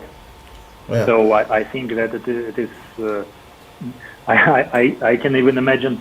I would say that speech to text technology is already using. I would say that maybe neuro interfaces is the closest future for. Yeah, like we have seen it actually in the last session. We was discussing this like 1 hour ago. What do you think, Yves? Yeah, I think again we come to a point where can we somehow automate how a tour operator needs to understand very well his customer to provide him the exact product that he wants. Yeah. So here we are talking about what is the traveler profile and what should I give him. Now, as each tour operator is basically specialized in one is specialized in safaris in Africa, the other one is adventure in the Siberian bushes, the other one wants to go to Alaska, dive with whales. So depending on the traveler profile, the chatbot should ask very specific question. What I try to say here is each tour operator is different, and depending on what he sells, we would need to have like a kind of chatbot. But the big question, and I'm talking with the small tour operators quite often about this, can a chatbot take over from emotions by a human being? I think seeing somebody explaining something face to face will still remain. Maybe for some actions, yes, chatbot, but I believe contacts between human being will remain. And we have seen this with COVID. People were blocked at home, and what do they want now? Party, see each other, me as human well. Contact. Yeah, human contact. I mean, we are a human being. Why willing always having to automate everything? Well, I would say this part, yes, maybe for specific things. Like, for example, he is on travel, and then on his mobile app, he has like a chatbot. You are now there in Moscow. Would you like maybe that we organize something for you there? And then he can say yes. And then, this could be a kind of automated task where it could be done. But doing everything with the chatbot, speech to text and stuff like that, it's certainly parts of it, but not everything. Yeah, I agree with you. Well, guys, the time really flies when we are having fun, and it was, I think, a really interesting discussion. I want to thank you again for being here and to discuss this with us and with the audience. It was really great to have you here. I want also to remember everyone that is listening to us that you can keep this discussion inside the virtual fair. If you go to Tourism Tech Summit and you make your registration, or if you are already registered, if you go to your email and click on the Access Virtual Fair link, you can go to the virtual fair and you have a lounge area, where you can go and sit on the table of our speakers and you can talk with them face to face in a video mode, like if you was in a, not exactly like if you was in a real fair, but close enough. The best we can do, at least. But you can at least talk with our speakers and talk with them face to face if you go to the virtual fair and if you go to the lounge area. Okay, so if you want to continue this discussion with our speakers, you can just go directly there. Or, if you want to see the next sessions, you can just send an email, and I'm pretty sure that all of our speakers will be glad to answer you, and we can keep this discussion by email. You can check all the contact details inside the virtual fair also.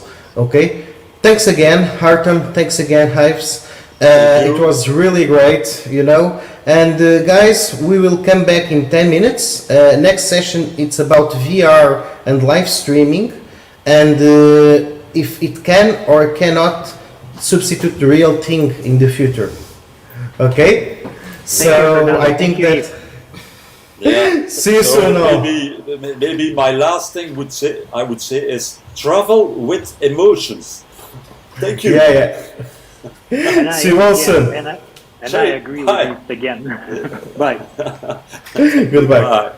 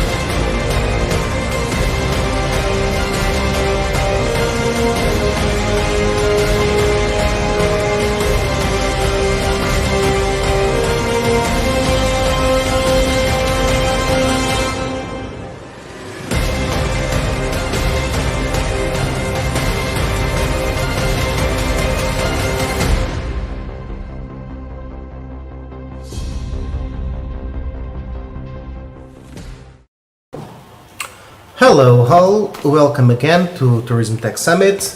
We will have now our third discussion of the day related with the future of the tourism. Okay, and now we will talk a little bit more about VR and live streaming and until which point can VR and live streaming just substitute the real thing, okay, and be like replace the real thing in the future in the tourism industry.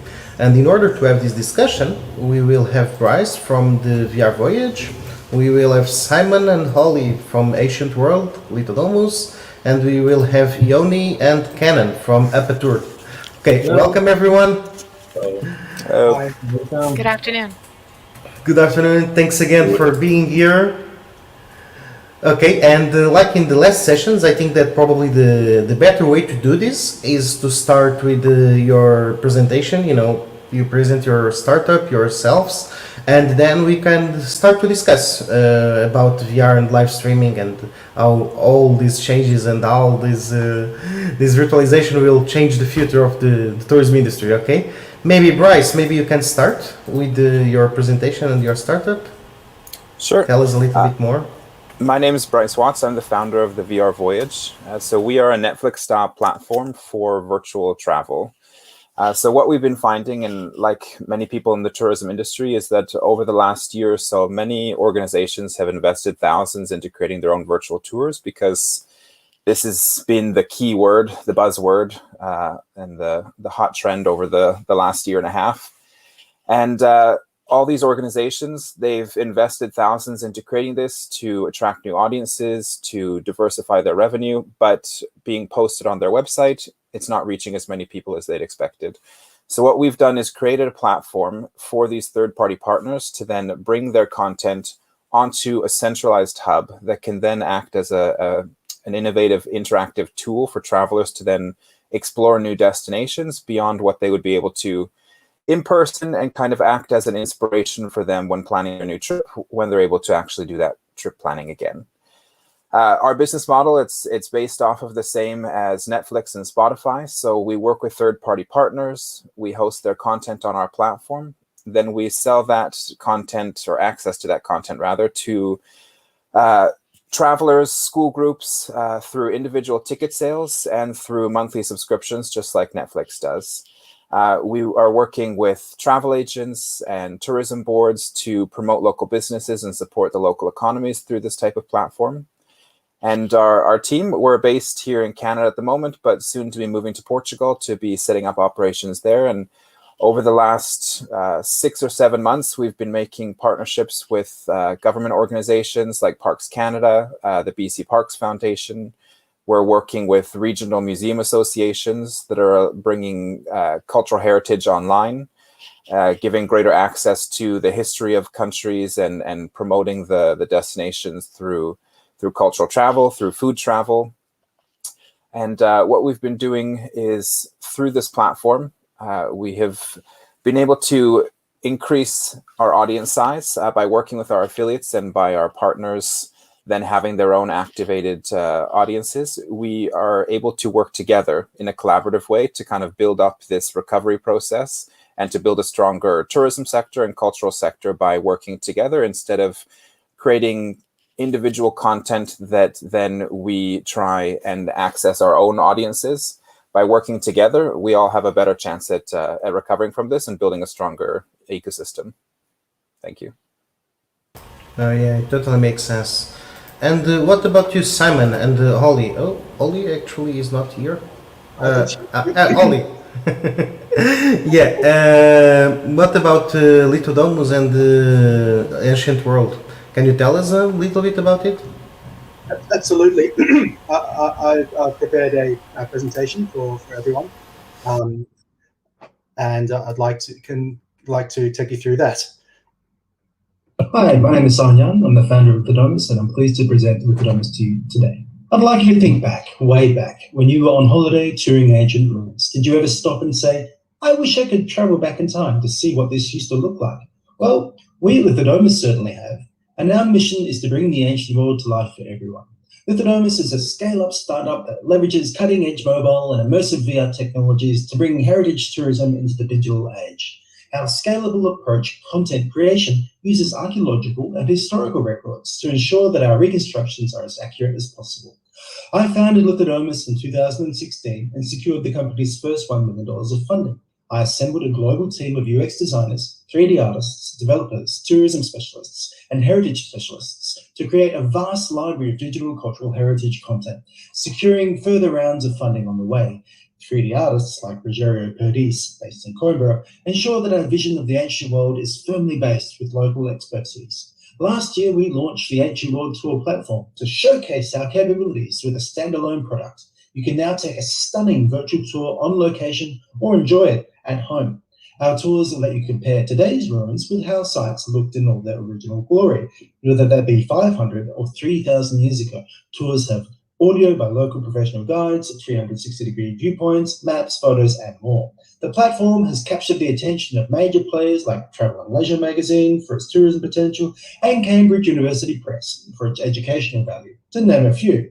Since our soft launch in December 2021, we have already seen over 3,000 purchases of tours across tourism and education verticals without any direct marketing efforts. On site, Ancient World is a COVID-safe replacement for clunky and outdated audio tour headsets. It collects data about traffic flow, wait times, and satisfaction to provide segmented user analysis that gives sites a valuable tourism management tool.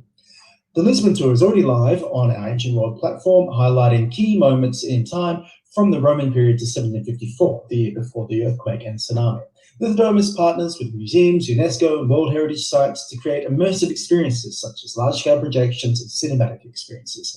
Need a marketing boost? The images and videos we create can be used in social media and other promotions to attract prospective travelers with striking visuals so that they come visit in the future. We are thrilled to increase our partnerships in Portugal, where we have already invested significantly in the recreation of historic monuments in Lisbon and Évora. Lithodomus is well-funded and poised to seize opportunities as travel returns. We plan to ramp up and scale up our revenue by partnering with more cultural sites, providing them with our innovative approach to help tourism rebound, and we'll be honored to start this in Portugal. Until we invent a time machine, Ancient World is as close as you can get to time travel. Thank you very much for your time, and I'm happy to take questions. Thanks, Simon. I think it showed us, at least, and really showed us, and Ali also, of course, showed us what Lithodomus does. We will discuss more about that later. Maybe Yoni and Canon, can you tell us about Hupatur? Yeah, sure. So, I'm Yoni Medan, co-founder and CTO of Hupatur. Kenan here is our CEO, co-founder. Me and Kenan have our software company for 14 years together, so it's been a long run. Kenan loves live stream webcams, those that show you a street 24/7. I don't, but well, one day he comes to me and says, Yoni, I have this great idea. Let's create something really, really amazing, some experience using live stream that really shows the users the location and allows them to feel as if they are really there. So we created Hupatur, an interactive live stream tours service on site with real tour guides. What is the problem we're solving? Well, the world is globalizing. Everyone wants to be everywhere. They want to feel, share, socialize, talk around the world quickly. Until teleportation is developed, there's no way to do that. So a 1-hour experience, a live stream experience on site with our tour guide in Australia is exactly it. We started with VR ideas and AR and smell and taste and whatnot. At the moment, we are focusing on what is possible in technology today, although the rest is still definitely on our roadmap and on our vision, and we are working on it. So let me show you a quick snip of how that looks. Hi, Matthew, and I'm in the Can you see those? Someone say yes. Can you see them? I got a termite in my ear. Ah! Thanks again. And it's been a lot of fun.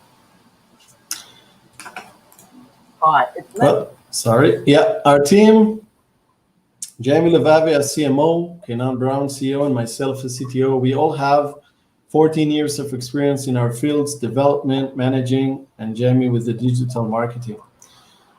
And the numbers speaks for themselves. 98 of our users stay on the entire 1 hour tour. 40% bring friends, 37% buy again, 23% of our site visitors return again, and 4.9 out of 5 stars is our average tour rating. We are open for sales since November 2020.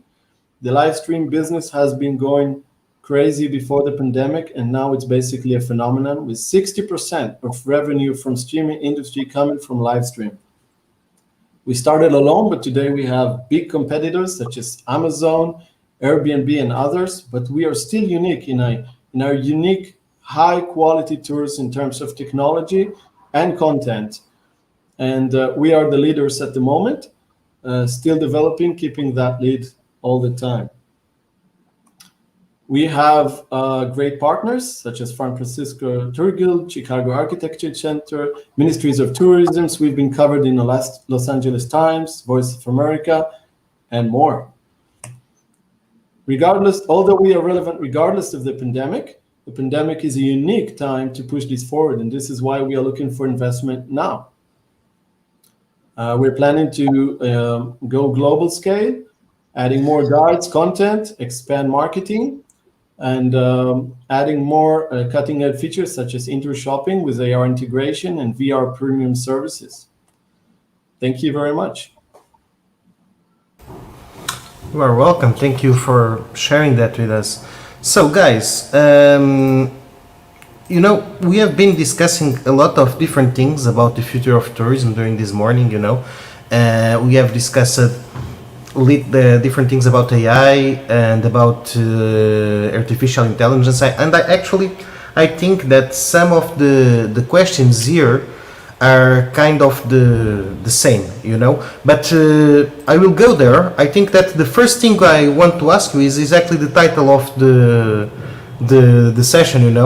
You really believe that at some point the VR and live streaming will just substitute the real presence in the place? Or, I know this is a hot topic, but all the other questions will be around this, so I would like to start with the bigger one. I would say I have a big reveal that reality is really a VR simulation. Yeah, well, a lot of people say that we are just playing Sims, it's like... I would say, no matter how great the technology gets, and we're just kind of still in that early stage of the technology, but there's never going to be a complete substitution for in-person experiences. There's so many little factors that go into how you perceive a destination when you're there in person. Even so much as the breeze against your skin as you're walking through the air, the sun on you, the smells, the eye contact you make with someone as you walk past, that's as good as the technology gets. There's always going to be small things that you don't even perceive when you're in person that is going to be missing somehow from that technology. But that's not to say that the technology is going to be 100 times what it is now, and closer to that kind of Star Trek hologram kind of feel. But in person, there's always going to be something special about that. I'd like to add on that. I'm not sure that Yoni mentioned that, but during the pitch, but we started on August 2019, 4 months before the first case of the pandemic were found out. The way we see it, at least on our niche, let's say, it's a nice add-on, it's a nice boost for real tourism. It should not replace, in our case, the real guides. If in 2019, when looking for guides to work with, we were just starting to call them and ask, do you have a gimbal? Would you like run a live stream tour? And none of them understood what are we speaking about. A year after, we're getting calls from guides, and they are approaching us. All of them have gimbals, and they are working the kind of transform that the COVID caused them to do. At least from our aspect, it's not supposed to replace it. It's just a nice add-on. It's supposed to expose places that are not necessarily familiar or famous among others, like more trivial ones, I would say.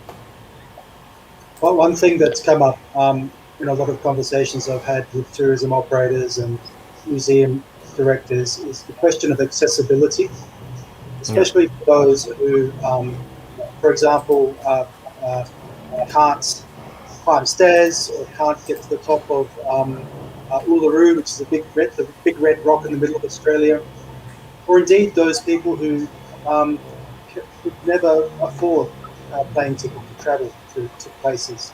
So in those use cases, I really do think we play a really important part in opening up the world to those who have difficulties in accessing it otherwise. Yeah, I think that's a really important point, is the accessibility part. I mean, even us on the panel, we're across probably every time zone.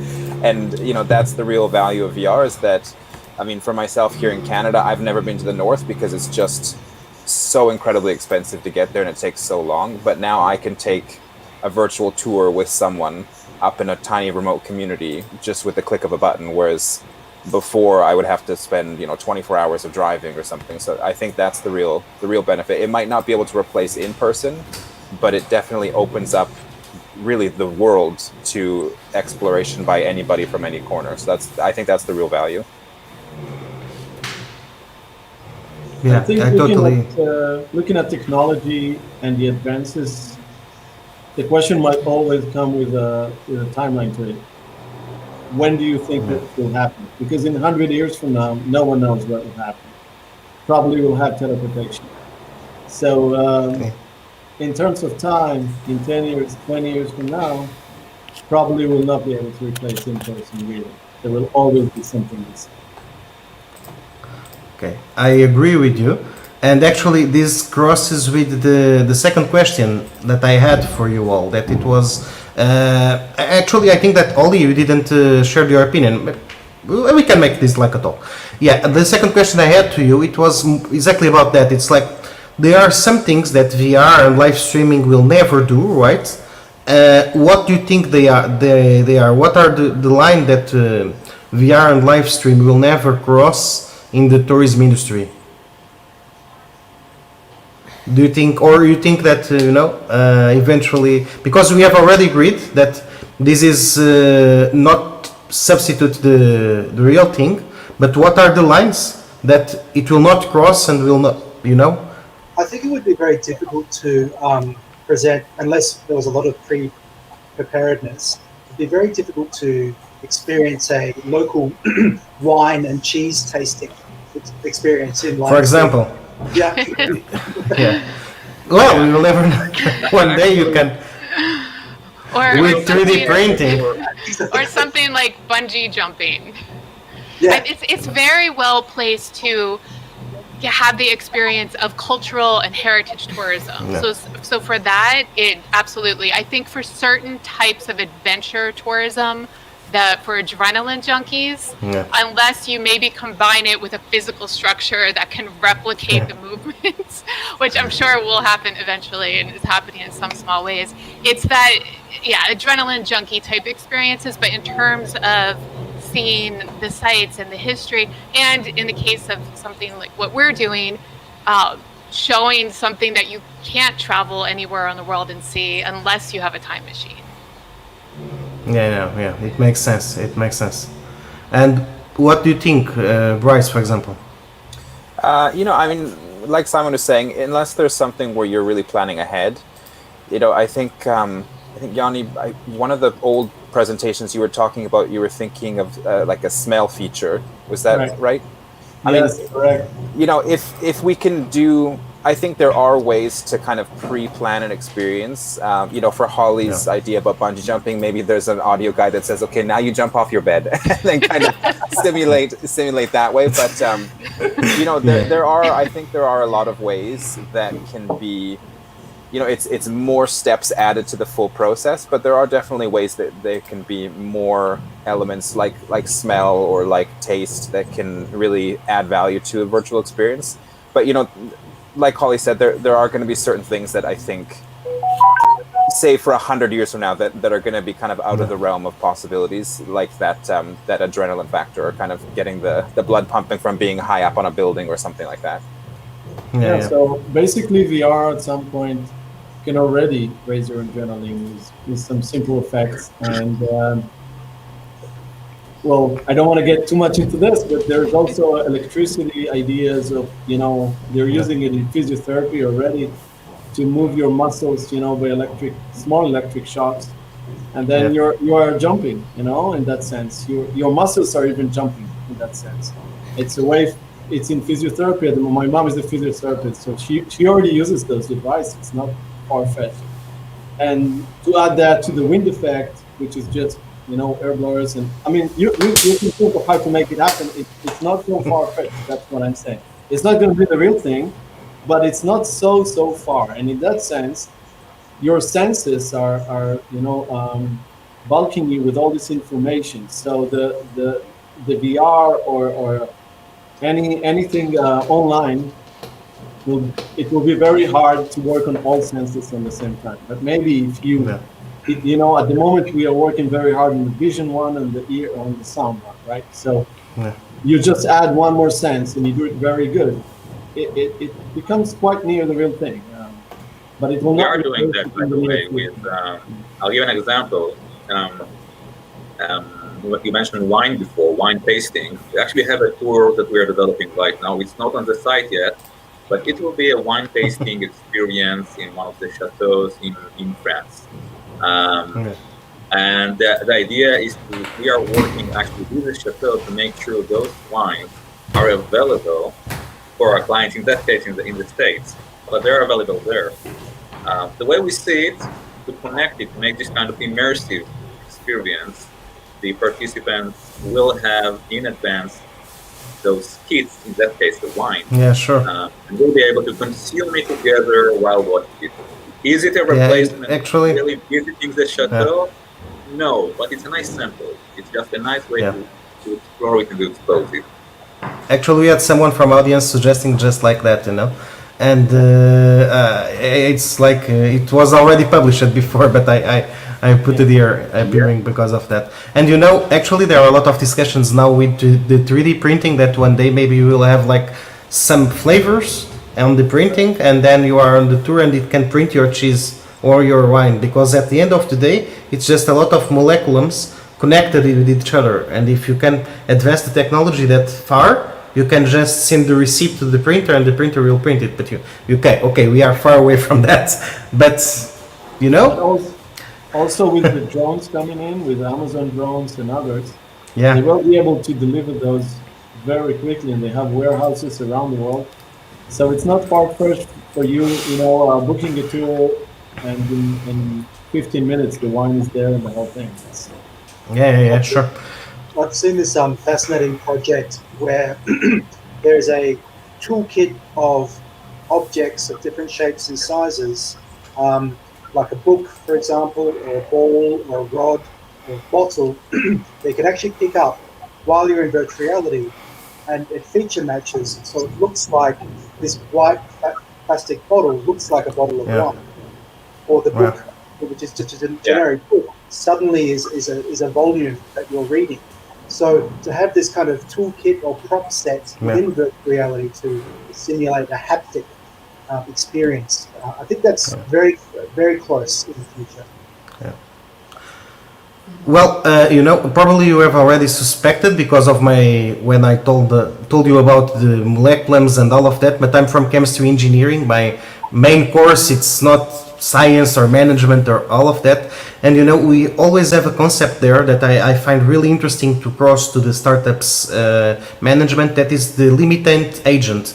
It's like in the chemistry engineering, it's what stops the reaction to still happen and to happen faster. Okay, and here in the startups, there are always in these new technologies, there are always also one limitant agent, something that it stops you to do more things. Usually in the startups is the money, and other times is just the time of the founders. And I think that here in the VR, I don't know if you agree with me or not, it's actually the technology, not in the hardware. At least a lot of people tell me when we discuss this that the problem is not the program new things and algorithms is the hardware that a lot of times you have available with the operator tools. What do you think about that? It's that true? It's what is the limitation right now? Okay, and if you think that hardware is a problem or not, I would like to have your comment. I would like to respond to that. Actually, we started with the company, first name was XR Tour. And the idea was really to provide those tours with those sets in this kind of VR camera like the one we have here. And that way we can stream live 360 degrees or 180 degrees streaming. But then the main question that we asked ourselves as a startup, what about the market? Who will watch this? We can develop that live stream thing, and there are barriers, of course, technology speaking, there are barriers. You need 5G, we do it outdoor, you need 5G and others. But let's say that everything works perfect. Who will consume it? Who will watch it? So our problem started actually with defining the market, because those kind of devices are, I would say, more available throughout teenagers, gamers, and not necessarily people who will sit for, in our case, it's 1 hour, let's say in a VR, it will be 15 minutes session, and watch and explore a place. So it didn't really match between the technology and market, didn't really meet each other. Yeah, sure. It's also a change of generations in that sense that the older generation is having a hard time with VR because their senses are not ready for it. You know, so 15 minutes, 20 minutes max. And then the young ones, they play for hours with the thing on it, and you know, and so on, and their eyes, and their whole way they work is ready for it. Yeah. So it's just a matter of time. Bryce, what do you think? I would say not just in terms of hardware limitations, but also more so for live stream tours, but also the capability of like 5G networks or data for people to live stream the actual tours. You know, in the city center, you're not going to have any issues there. But you know, maybe if you want to do a tour of a hike up a mountain or something, again, coming from Canada, there's a lot of dead zones for data because there's just no city for 5 hours. But you know, in terms of a tour like that or underwater or something, you know, there are some limitations still on being able to kind of facilitate that type of experience through either live streamed or maybe even accessibility through pre-recorded as well. So it's not just maybe that the cameras need to catch up with what our imaginations are hoping our tours to be, it's also the kind of infrastructure of hosting such an experience. Yeah, it makes sense. I've always identified three main areas for virtual reality technology that are barriers to widespread adoption of the technology. The first is the wearability of the technology. Right back to the 1990s, when there were those huge virtual reality headsets that never took off, they were way too heavy. And even in recent years, the headsets were quite unwieldy, but they've been getting smaller, and they've also been getting lighter and easier to use. That's one. And the second is the cost of hardware. The earliest VR headsets were around $40,000 US. No one could afford that. When we started out, it was 2016, Samsung Gear VR headset retailed at around $700 US. And now the Oculus Go, which is far more sophisticated, is very affordable, around $399 US. So that's come down as well.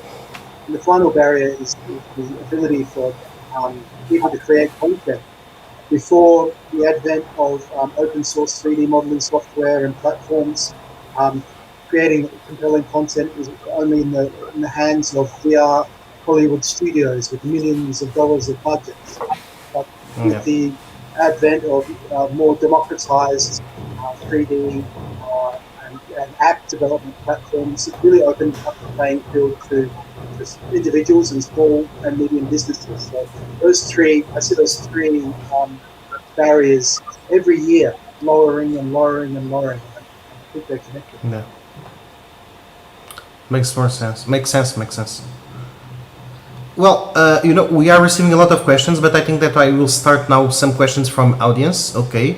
And this is where I will not be able to publish all of them, but we can discuss some.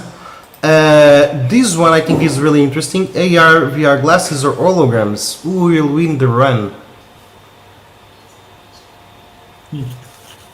I think in the short term, the glasses. Holograms, I mean, again, going back to the limitations of current technology, it would be far superior to a glass, but I think there's a lot more work to be done there than there is for making the VR glasses. So I would say short term, the glasses, definitely. Okay. And long term, the holograms. Yeah. I mean, if it's like the science fiction kind of holograms. Okay. We are not talking about the ones. Okay. What do you think, guys? And Ollie.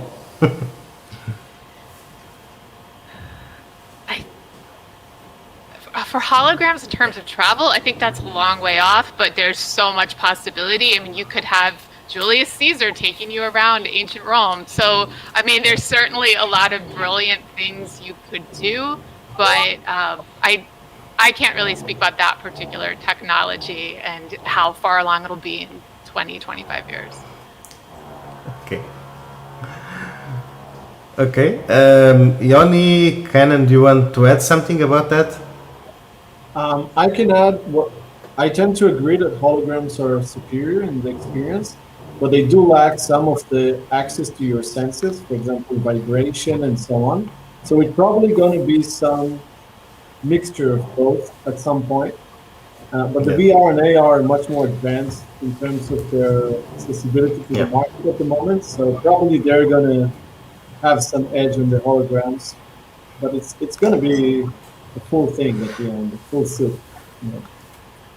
And eventually, the problem on the new technologies is always if you try to make it happen too soon, you will just it will just fail, So yeah, I'm with you. It's like it's a future thing. Eventually, we will move on there, but it's something that.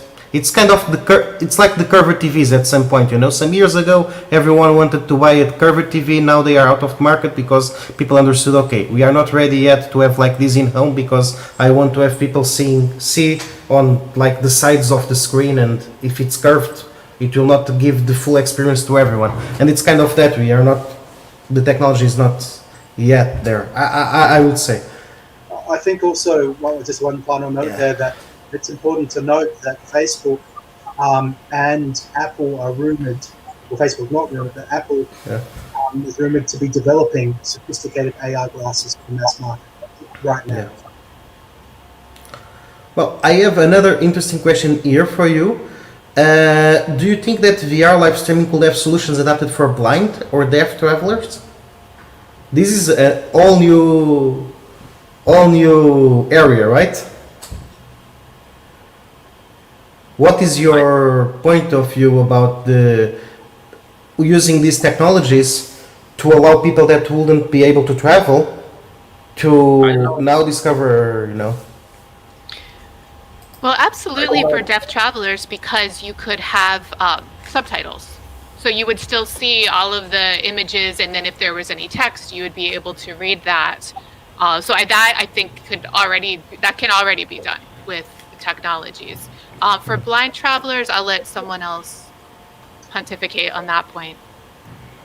I think for blind travelers, it would be, a pretty easy translation of the same technology that's used in like descriptive audio for TV shows. If you've ever, I've accidentally hit that button on my remote a few times, and it describes what you're seeing. It's not describing every element of every scene, but it does tell you kind of people are walking by, or describes the colors of the buildings and what's going on. So I think there is an easy translation of that already existing technology that could be used for a VR tour.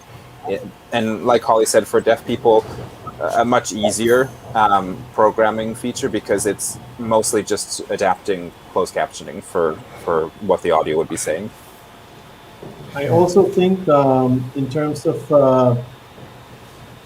blind people, that it would be an imitation of what their senses would pick when they are really live on location. So when they are really live on location, they don't pick the visual either. So it could be whatever they would pick, either the sound or the smell or whatever their senses can receive, it will receive the same thing. So on the other hand, live stream can just add to it in that sense. There's also been a lot of development in volumetric and stereoscopic sound. So correctly mapping the environment to the left and right ears to give us a spatial sense of echo. And a lot, I haven't seen much research on this lately, but maybe 5 years ago, on haptics for objects that stimulate roughness and smoothness and edges when you touch objects virtually. Yeah, and I know I'm just hosting the session, but in these things, I think that there is always, I don't know if you agree with me or not, two different things that we need to consider. It's the people that already born blind, so they don't have a mental image how the object looks like we do, because they never have saw a watch or never have saw something, because they are already born blind, and people that turned blind during their lives. And it's a totally different way to make this kind of integrations, because when you don't have a mental image of the object, even if you describe it, it's harder to make the full experience, But we will go there, and I think that there is a really interesting road to cross here between, and really nice connections between these kind of technologies that you presented to us today and the medical technologies that are also making virtual reality happening for the people with this kind of limitations. And at the same point, maybe this will cross. Do you agree? And I'm imagining like a blind person that have like a chip that allow her to see. You can like integrate the image or something. Now we are not like in fiction right now, but what do you think? Part of it is already happening. There are some devices that allow you to have like artificial hand for people who don't have a hand, and then it connects to this. It's connected. You can move it with your brain, with your thoughts, as if a real hand. So there is already some work being done, and it's working, not as a real hand, but it can pick up some commands already. So I guess it's the same idea in that sense. Yeah. By the way, for those people, what we were speaking before, there was just an article in the news in Israel here just the day before about it was a music show, and there was someone translating with hands, but she was doing it so good because she was moving with the music, not just showing the words that the singer is doing. And the singer liked it so much, so he put her on the main stage. And he said, "Look, you're stealing the show. You're doing it so great." So, in that sense, even if you have subtitles, if the subtitles are moving with the music, or whatever other indicator that's showing what's happening, in a different way, that can also work. Yeah, sure. Okay, we have another question here. I think that we have already answered that more or less, but we can use it as an excuse to go further on this question. But do you think that after pandemic stabilizes, people will still go for virtual tours instead of going there physically? We have already discussed that. At least some people can't go there at all. But what do you think? I actually have some thoughts about this. Actually, even backing up before the pandemic, there's been a movement in recent years towards slow travel, towards going to one place and staying for longer, not doing the type of tour, 10 countries in 2 weeks. If it's Tuesday, it must be Belgium, really being more mindful and slow about travel. Yeah. And especially now with COVID, people don't want to be in and out of airports and train stations and planes all the time. So I think now if people can take these VR experiences and travel in an alternative way that allows them to still have an intimate and individualized, immersive experience in a place, when they think about where they want to go in real life, they can make more mindful, well-informed decisions about their real travel. So it's in a way that they work in tandem. So during the research process, or instead of a real trip, you take a virtual trip. And then if there is a place that really resonates with you, you can go there and go there for longer and really spend a lot of time there. So in that way, VR travel can both replace but also encourage real life travel. Okay. Yeah, and that's something that I talk to a lot with partners is some of them say, well, but we want people to come in person still. This is going to take business away from us. But I say to them, look at it as a promotional tool. It's a sample of what you're offering them in person. Going back to the points that we were talking about earlier, it's not going to completely replace the in-person experience. So look at it more as an inspirational tool, like a travel guidebook. Nobody complains that Lonely Planet's going to take business away from in-person travels. It's it's just a different version of that can be a way for saying, well, that looks like a beautiful place. When we get there, let's go and explore that neighborhood or that museum. So I think it's more of a tool to help boost in-person travel regardless of where people are, instead of taking away. Absolutely. I think COVID forced people to go online. And people feel more comfortable with consuming those kind of virtual experiences.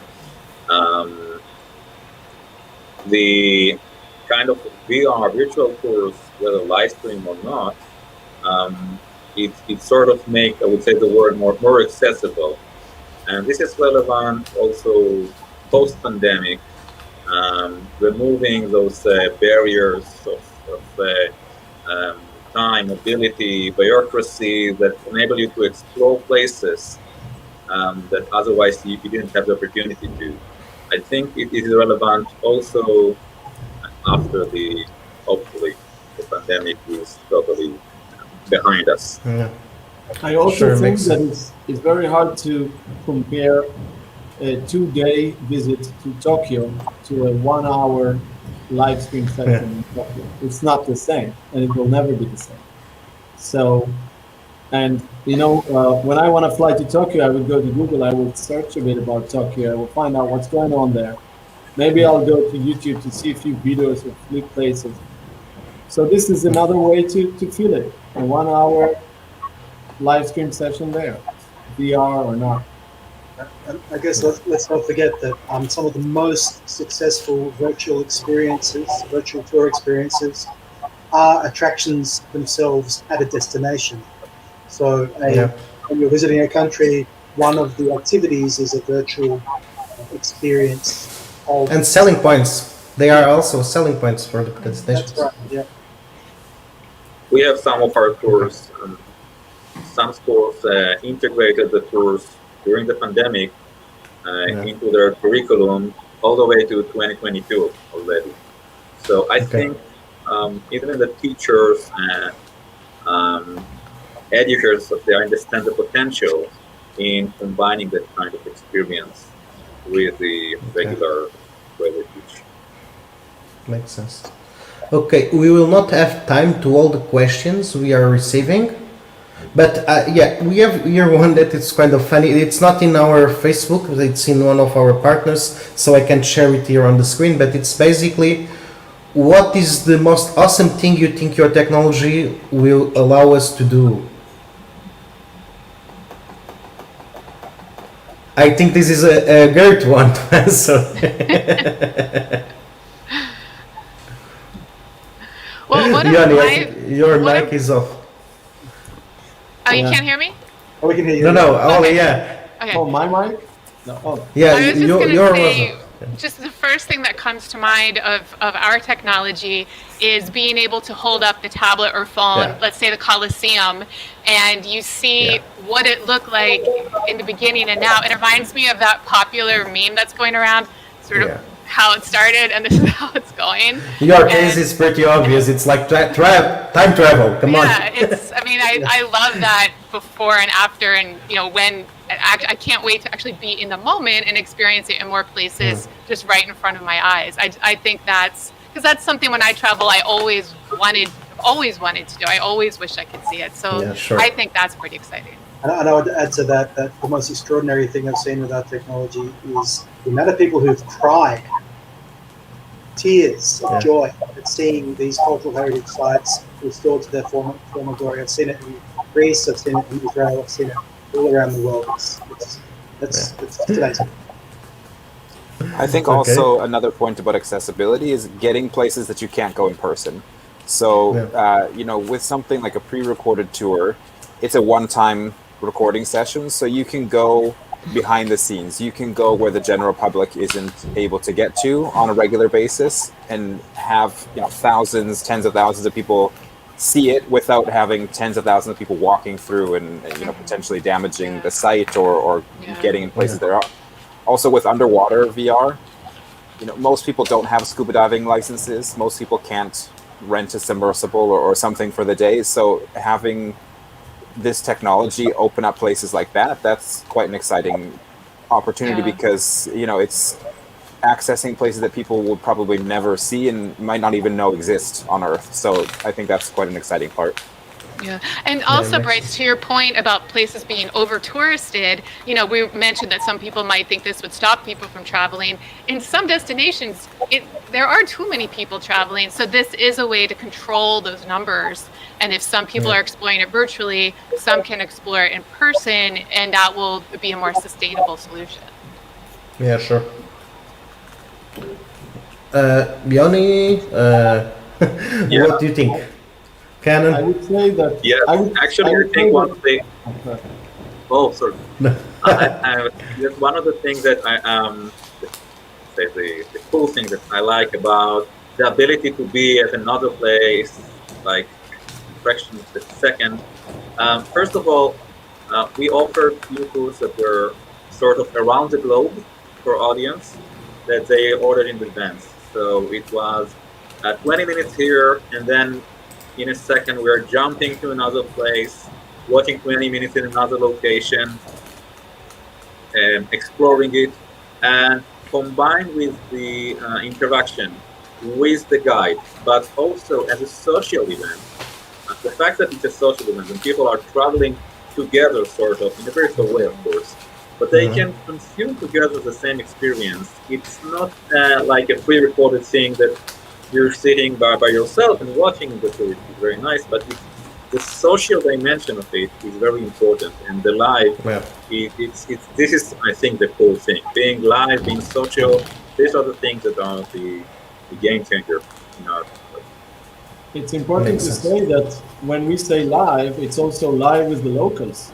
I mean, we have in some tours, you know, talks with locals, and our participants really ask the locals questions, and they enjoy just saying hi and, you know, talking globally and real life with someone planting the rice at the same second they're talking to you from the other part of the globe.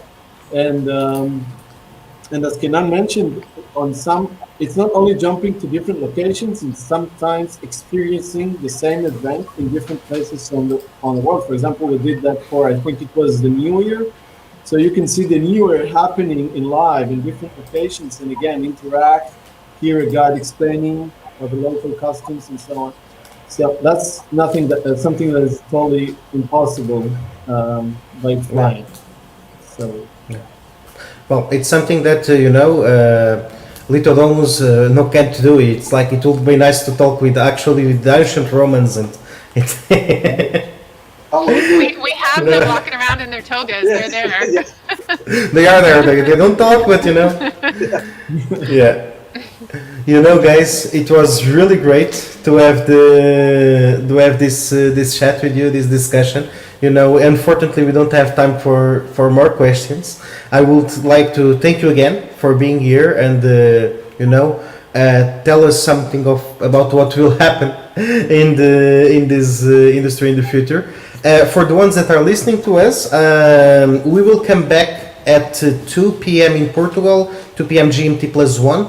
Okay, to more discussions about the future of tourism. I want just to remember you, because some of you send me questions that are specifically for one of or to the speakers, that you can also join the speakers in the networking area of the virtual fair. So if you go there, you can go to the tables of the speakers and you can meet them. And I understand that probably some of you, because you told me on the comments, also prefer to watch the next session. So you can also in the virtual fair see the contacts of the startups and send them an email. Okay, but you can you can send direct questions to the speakers, and if you have the time, you can go to the networking area, join the table where the speakers are, and you can talk face to face like this, like in video. So this discussion can continue there. Okay. Thanks again for everyone. For the audience that are listening to us, we'll come back in 1 hour. Okay, and see you all soon. I think it was really great.